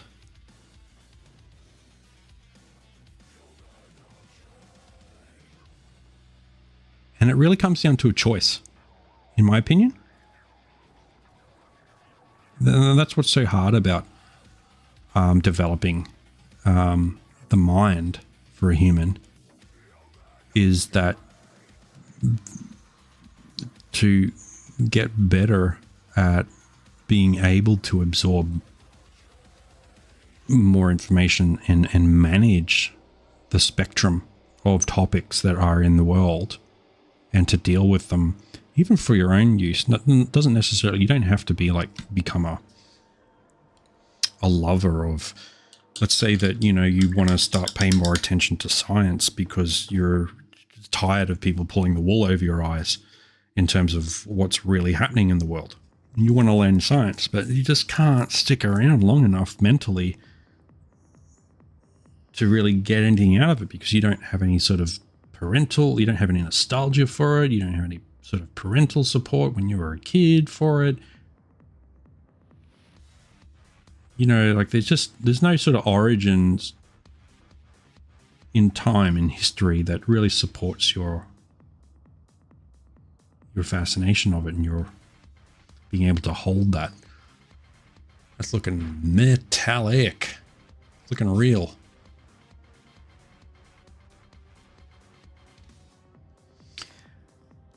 So it's different. It's not like if you go to the gym, suddenly you start feeling physically better and you sleep better and you feel stronger and it's less of a pain to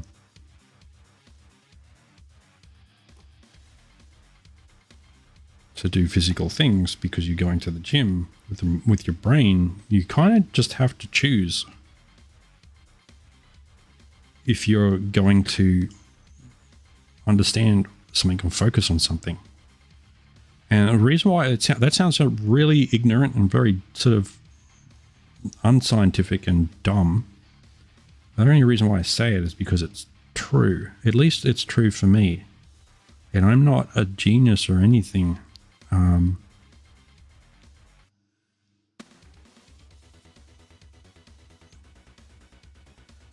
But I've chosen to pay attention to certain things that are not natural to me, that do not come natural to me. And I've been able to to learn from people, to listen to them, and to learn new tricks. And apparently one of the great ways of... Oh, I've got a little bit of spillage there. I'll fix that up. One of the great ways to stay young, at least develop cognitively, and to as you get older, to be able to adapt, is to be able to learn new things and to deal with new topics that are not necessarily sentimental for you, nostalgic for you, emotionally enjoyable, or, you know, or just entertaining. A lot of those things don't fall into those categories. But in order for you to sort of stay young and develop and to stay zesty and adapt, you need to figure out, and we can say that ADHD is a major blockage to that. And what I'm saying is that, yes, I understand it's a real thing. However,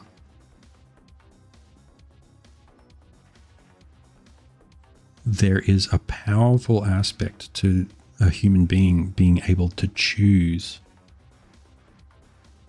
and develop. So I've been able to sit through lectures and work meetings and conversations that I used to just float away, start imagining and doing anything else.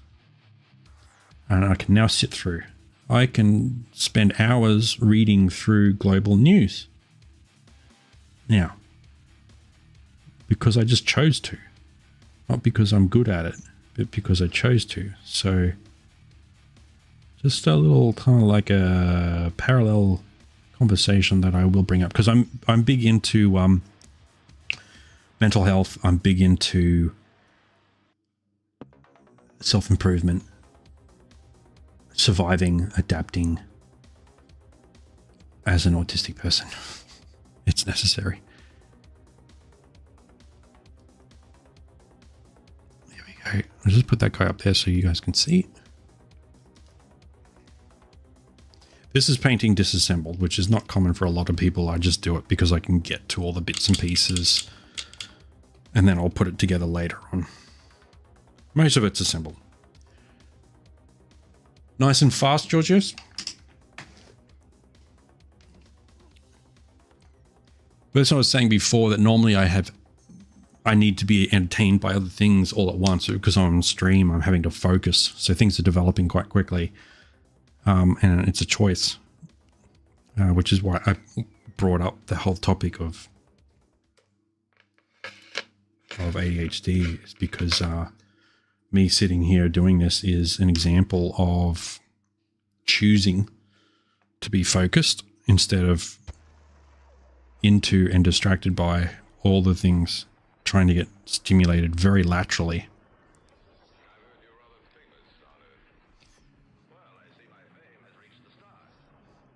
Just check the model there. What needs to, so all this undercarriage under here, this is all metal, silver. It's got lead belt chop.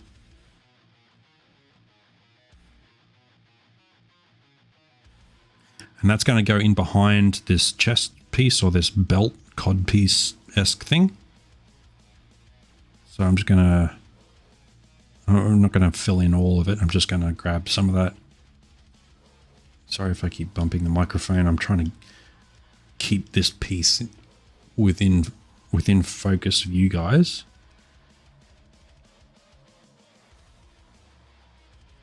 And see it myself, which at this stage, at this setup, are two different things.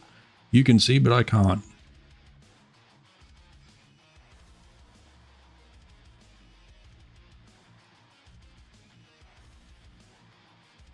I just love it when you go to paint something and another part pushes your brush out the way and onto an area you've already painted that has a mixture of paints and colors together to get that paint.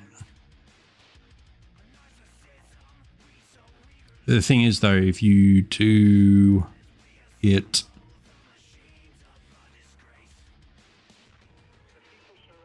or you do as much of one color at a time, it means you'll make all your mistakes in one go, and then it just means you'll get to fix up all those mistakes in one go when you come back.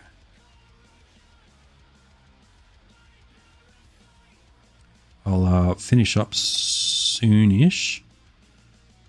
Sun is going down over here, which is less of an issue than having just other things to catch up with at home. I would like to continue making progress on my studio downstairs. So for those that know me, I moved to a house. I was able to buy a house, thank goodness, a couple of years ago. After moving, it's the 22nd time I've moved myself in my lifetime. So I'm quite grateful to be stopping moving. I would like to have the option of not moving again, or only moving if I wanted to.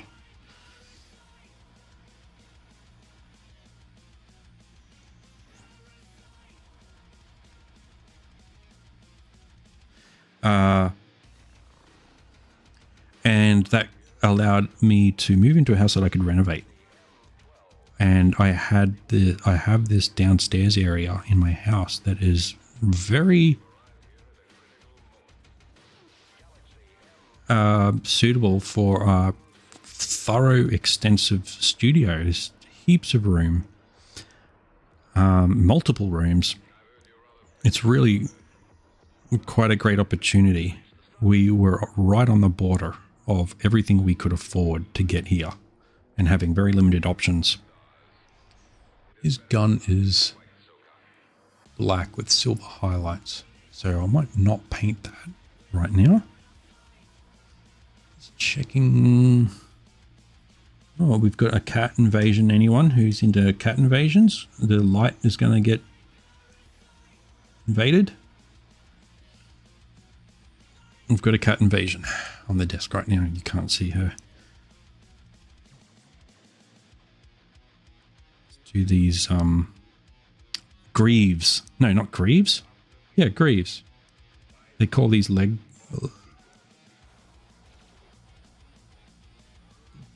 armor greaves. I was trying to think of that word before.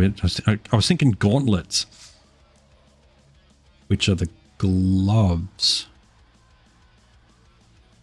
Or the armor.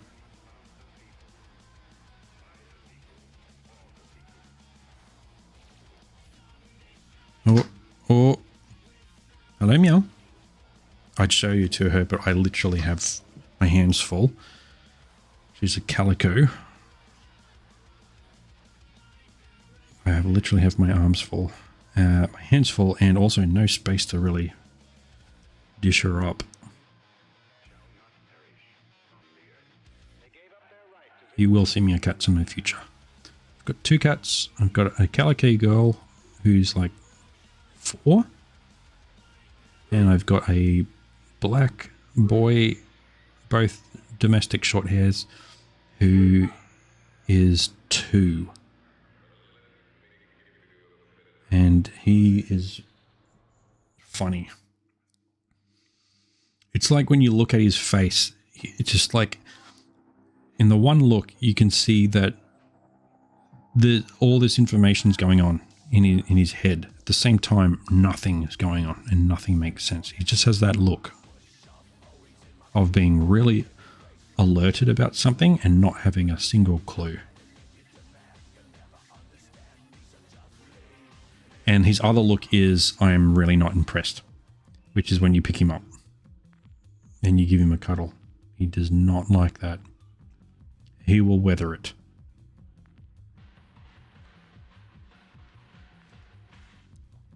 I am going to splash the yellow a little bit because it's easier to fix the yellow up than it is to try to get on the inside of that line. Gorgeous. You feel really bad with the edge highlight and the brush.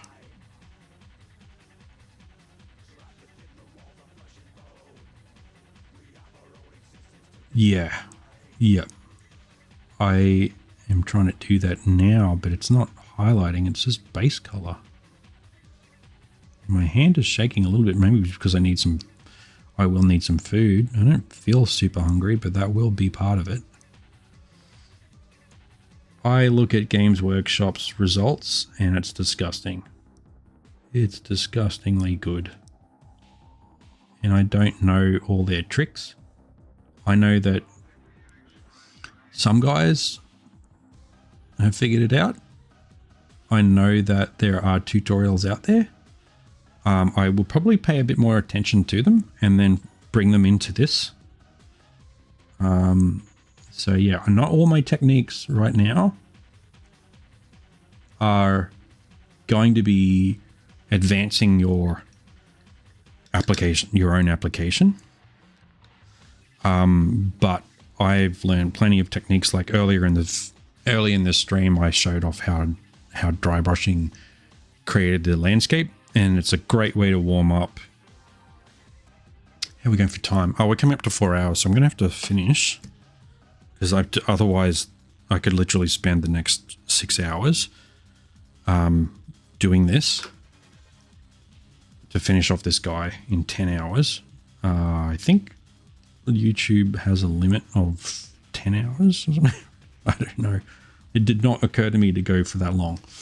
So I'm not going. I don't know anyone who's going to watch a 10-hour stream in retrospect.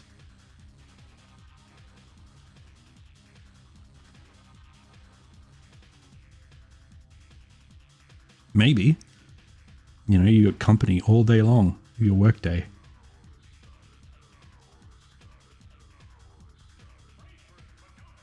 It's just the side of the brush to catch the top of that metal divider there. As you saw, it went on pretty well.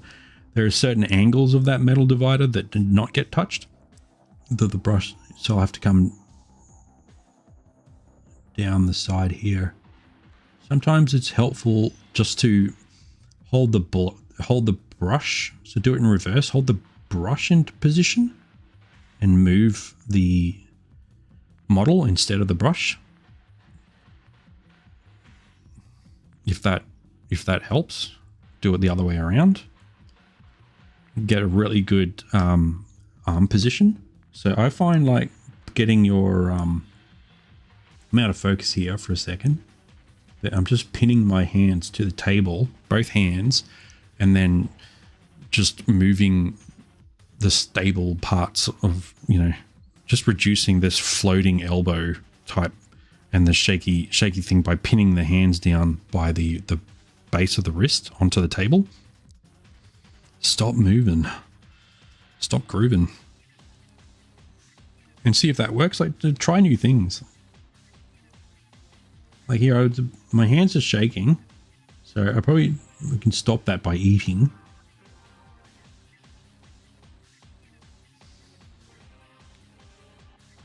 And like I said, you're probably going to, like me, you're probably going to splash and make mistakes. It's not so much avoiding mistakes, or it's not so much that you've got to not make mistakes at all. It's just minimizing them. That's all it is. You're not trying to be perfect. You're just trying to minimize imperfection. Because it's not possible to be perfect.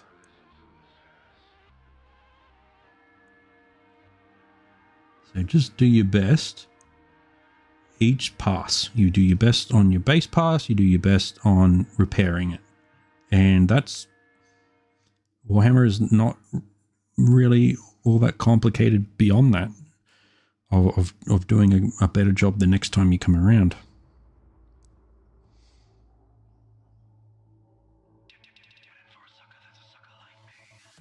A couple of passes and you're done.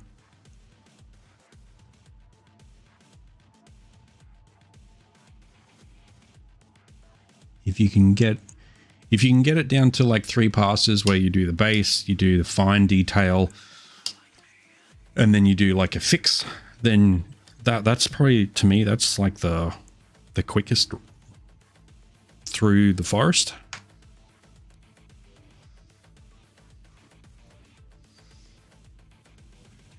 That's the quickest you can be. These thigh shields are like these pauldrons. They have yellow inside the thigh shield and then silver steel around the outside. So that's another trip through the paint. There's one on this side as well. This one doesn't have, this one's got a belt for the sword tied to it there, and on this side here, this pauldron here, it's just blank. So you've got plenty more to do. Guys, when I can come back, I might be able to stream tomorrow evening, which will be your Sunday morning, because we have public holiday on Monday. So today is Sunday, tomorrow will be Monday. I can probably stream tomorrow evening, which will be Sunday morning. So that'll be quite a comfortable weekend slot for anyone that's in the West to be able to watch this. And then continue on, and I won't touch anything until then. So I'll come back and do the highlights on this cape and the trim. So I think there's a white trim along the edge at the bottom here, and then on this side there is that trim there in white. So that'll be a little challenging to do, but that is our path. There is another piece that gets glued to that, but I think it has to go on after. That's it there. After it's been attached to the dude. It's odd. There was this chunk here underneath there. That corner piece needed to be glued on. Just this little chunk that had to go in there. Why? I do not know. I think maybe it's because it couldn't be injected. The mold injected thoroughly. And I have a feeling that this was the same as Marshal Helbrecht. He had this section here was separate piece as well of the cloak, and that is because when it goes on, it has wrapped around the other side of the leg piece, so it has to be done separately. So I haven't painted that. I haven't attached that yet because I might have to paint it approximately to what I've done here and then attach it after I've put it on, so to wrap around this part of the foot a little bit. Actually no, it might be, well, according to the other image there, maybe it was separate because of the it could be separate because of the mold.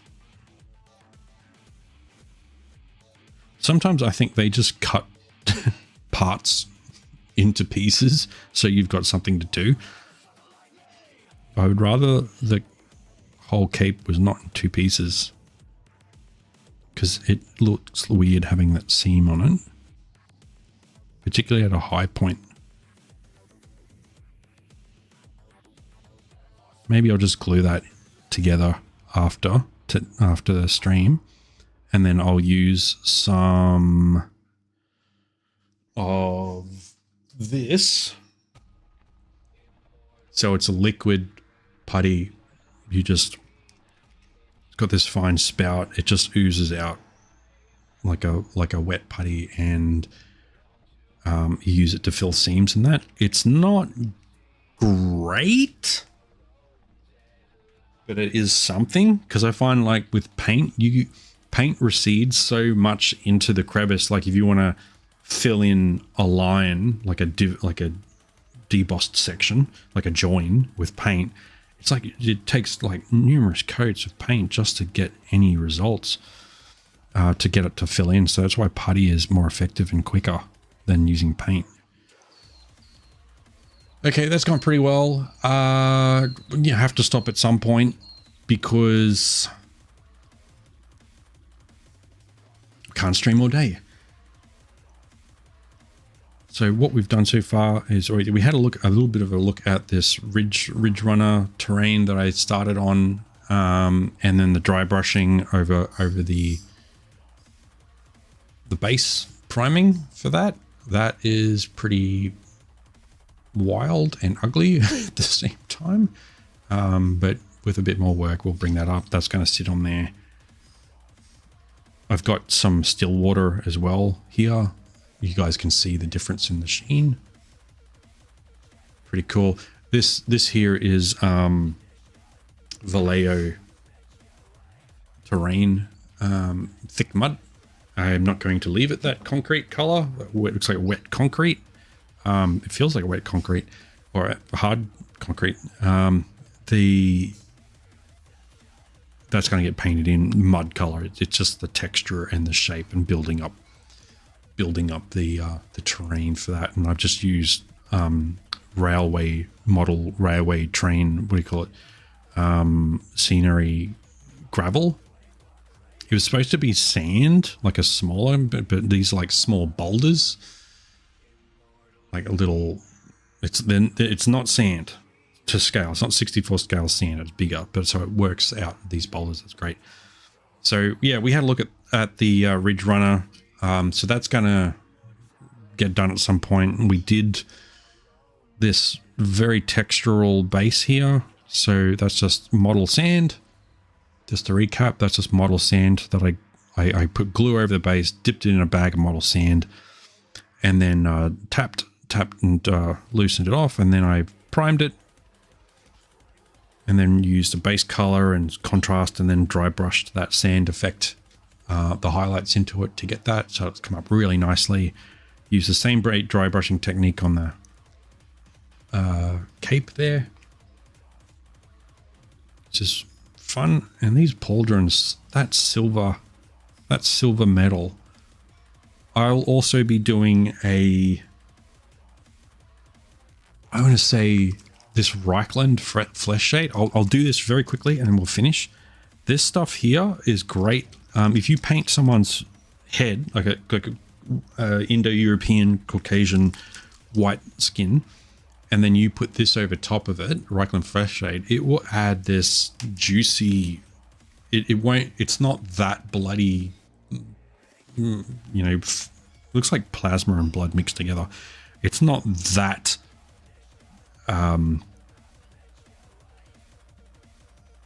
strong. It is a little bit strong, but it's not quite as bloody as you think. I'll just show you this.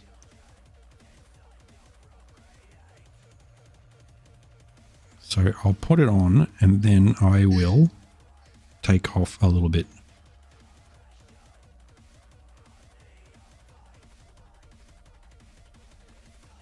It is a contrasty wash sort of thing.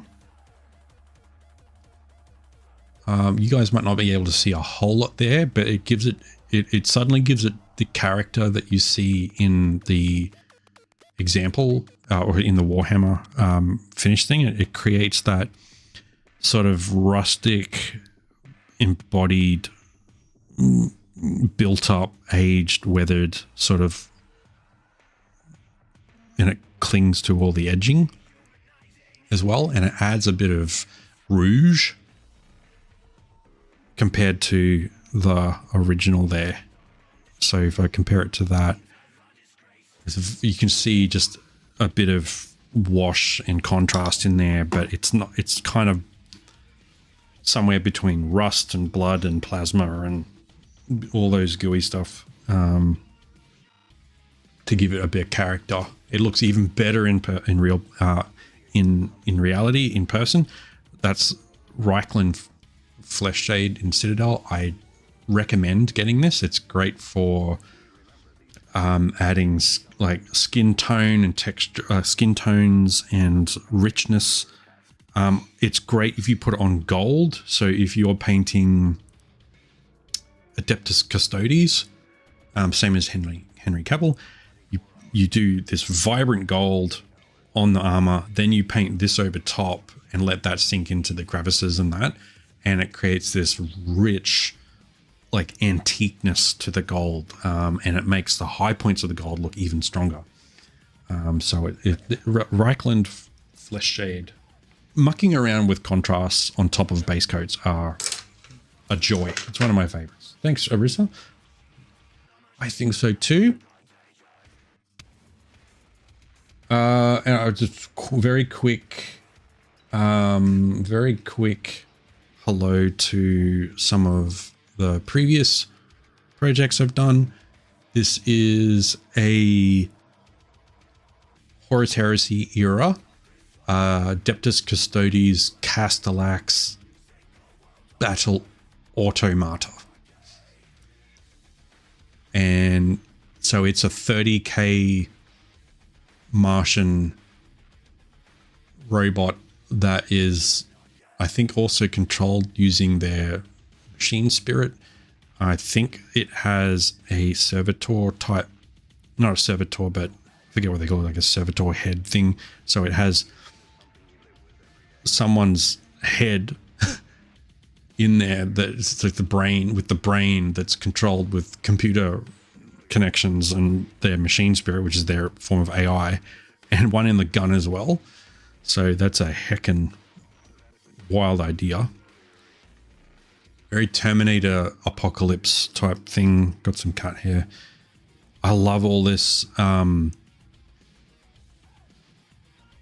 Sentinel Matrix real world Nebuchadnezzar type machinery and cabling and all that kind of. So a lot of silver blackwash and Nuln oil, which is a wash that you put over it to make everything look really tart and dry. And I think I put it on these under pauldrons there, his undershirt, there to make the metal on that look, the black metal look really sort of dry and tart, and then put silver edging on it. So he is an aged looking, and I did a custom terrain. So this is just using Martian Iron Earth with that crackle medium I talked about earlier, Vallejo crackle medium, and then I just dry brushed it with rustic colors and that to give it a bit of variation. It's all cracked up and Martian looking. There, we had a look at this guy a little bit earlier on, Tech Priest Manipulus. So he's decadent. He's got all this extra stuff, which is, I love all this mechanical stuff, all this machinery. This army caught my attention very quickly. All the power cables and cyberpunk type analog equipment.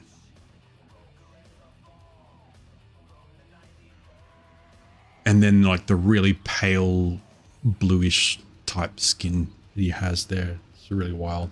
And we had a look at my Black Templar. This is the most recent project I've done. He's come up pretty well. Pretty happy with him. This crest on his booster thing here was the skeleton of a fallen Black Templar, which is pretty wild. And then I've got this much bigger guy here, a Necron Doomstalker, which is massive compared to anything else. It's all to scale though.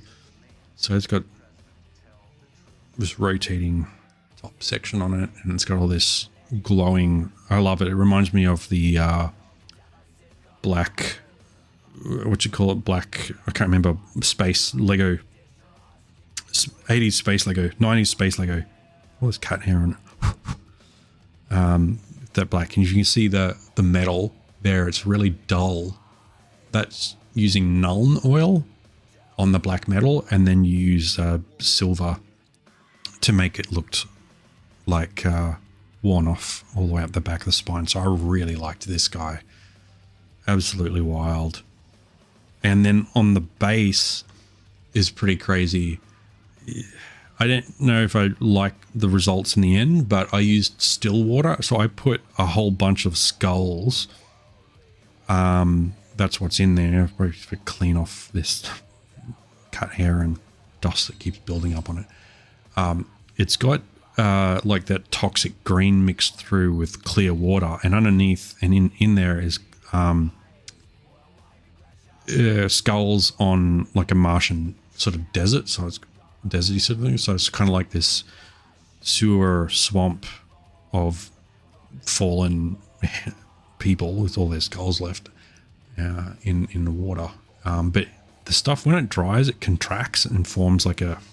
So you have to keep on building it up. Sometimes you have to put a lot of still water on it in order for it to function. I put sticky tape wall around there and filled it up a bit, but obviously not enough. And like the last guy I can show today, which I have here, is a Grey Knight's Dreadnaught, which is much bigger again in terms of girth.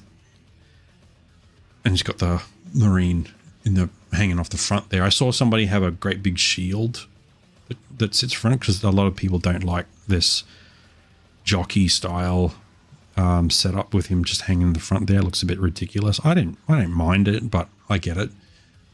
All the shield detail, all of this stuff here is like being perfectly painted. Might not be visible on the camera because it's so small, so finely detailed, but this was the cosclay. I broke off chunks of cosclay and baked it and then glued it onto the base.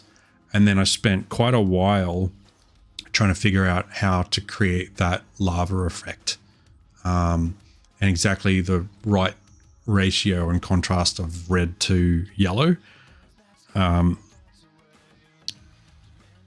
to get that.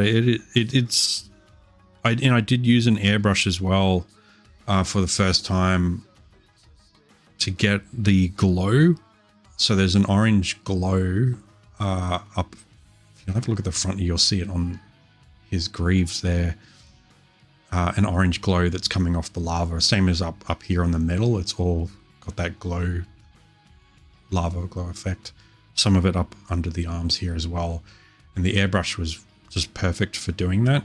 I hand painted this. This is the Demon Hunters band logo, because the Grey Knights are the front line to the warp. So every evil, chaotic, godforsaken horror that's coming out of that warp fourth dimension, these guys go to those locations or guard those locations as the front line of defense against the armies of chaos and world eaters and Nurgle and all those guys. So they're like the most subjected army of the Imperium, going to the front line. The heaviest part of the fight's the Grey Knights. So I was like, cool, these guys are like the Demon Hunters. So all of them, I've got an army of, 6 of them that all have small Demon Hunter icons from the band on their like pauldrons and flags and stuff.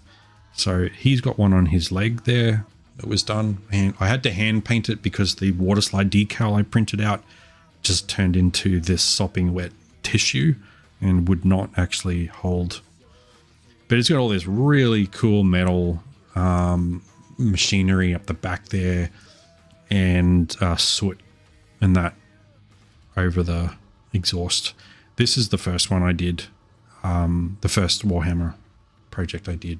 So a lot of it sort of doesn't have the refinement that I've learnt since then. And I did this much larger one to start off because it's easier to paint larger features. And the gun turned out all right with that heat effect. Anyway, that's that guy. That's the show and tell for everything that I have in the studio here. I have, I don't know, maybe close to 20 other completed component models at my studio at work, where I can look at them throughout the day, which is quite enjoyable. I highly recommend that. If you've got somewhere to put all your Warhammer guys at work, it makes it very, it allows you to enjoy them a fair bit.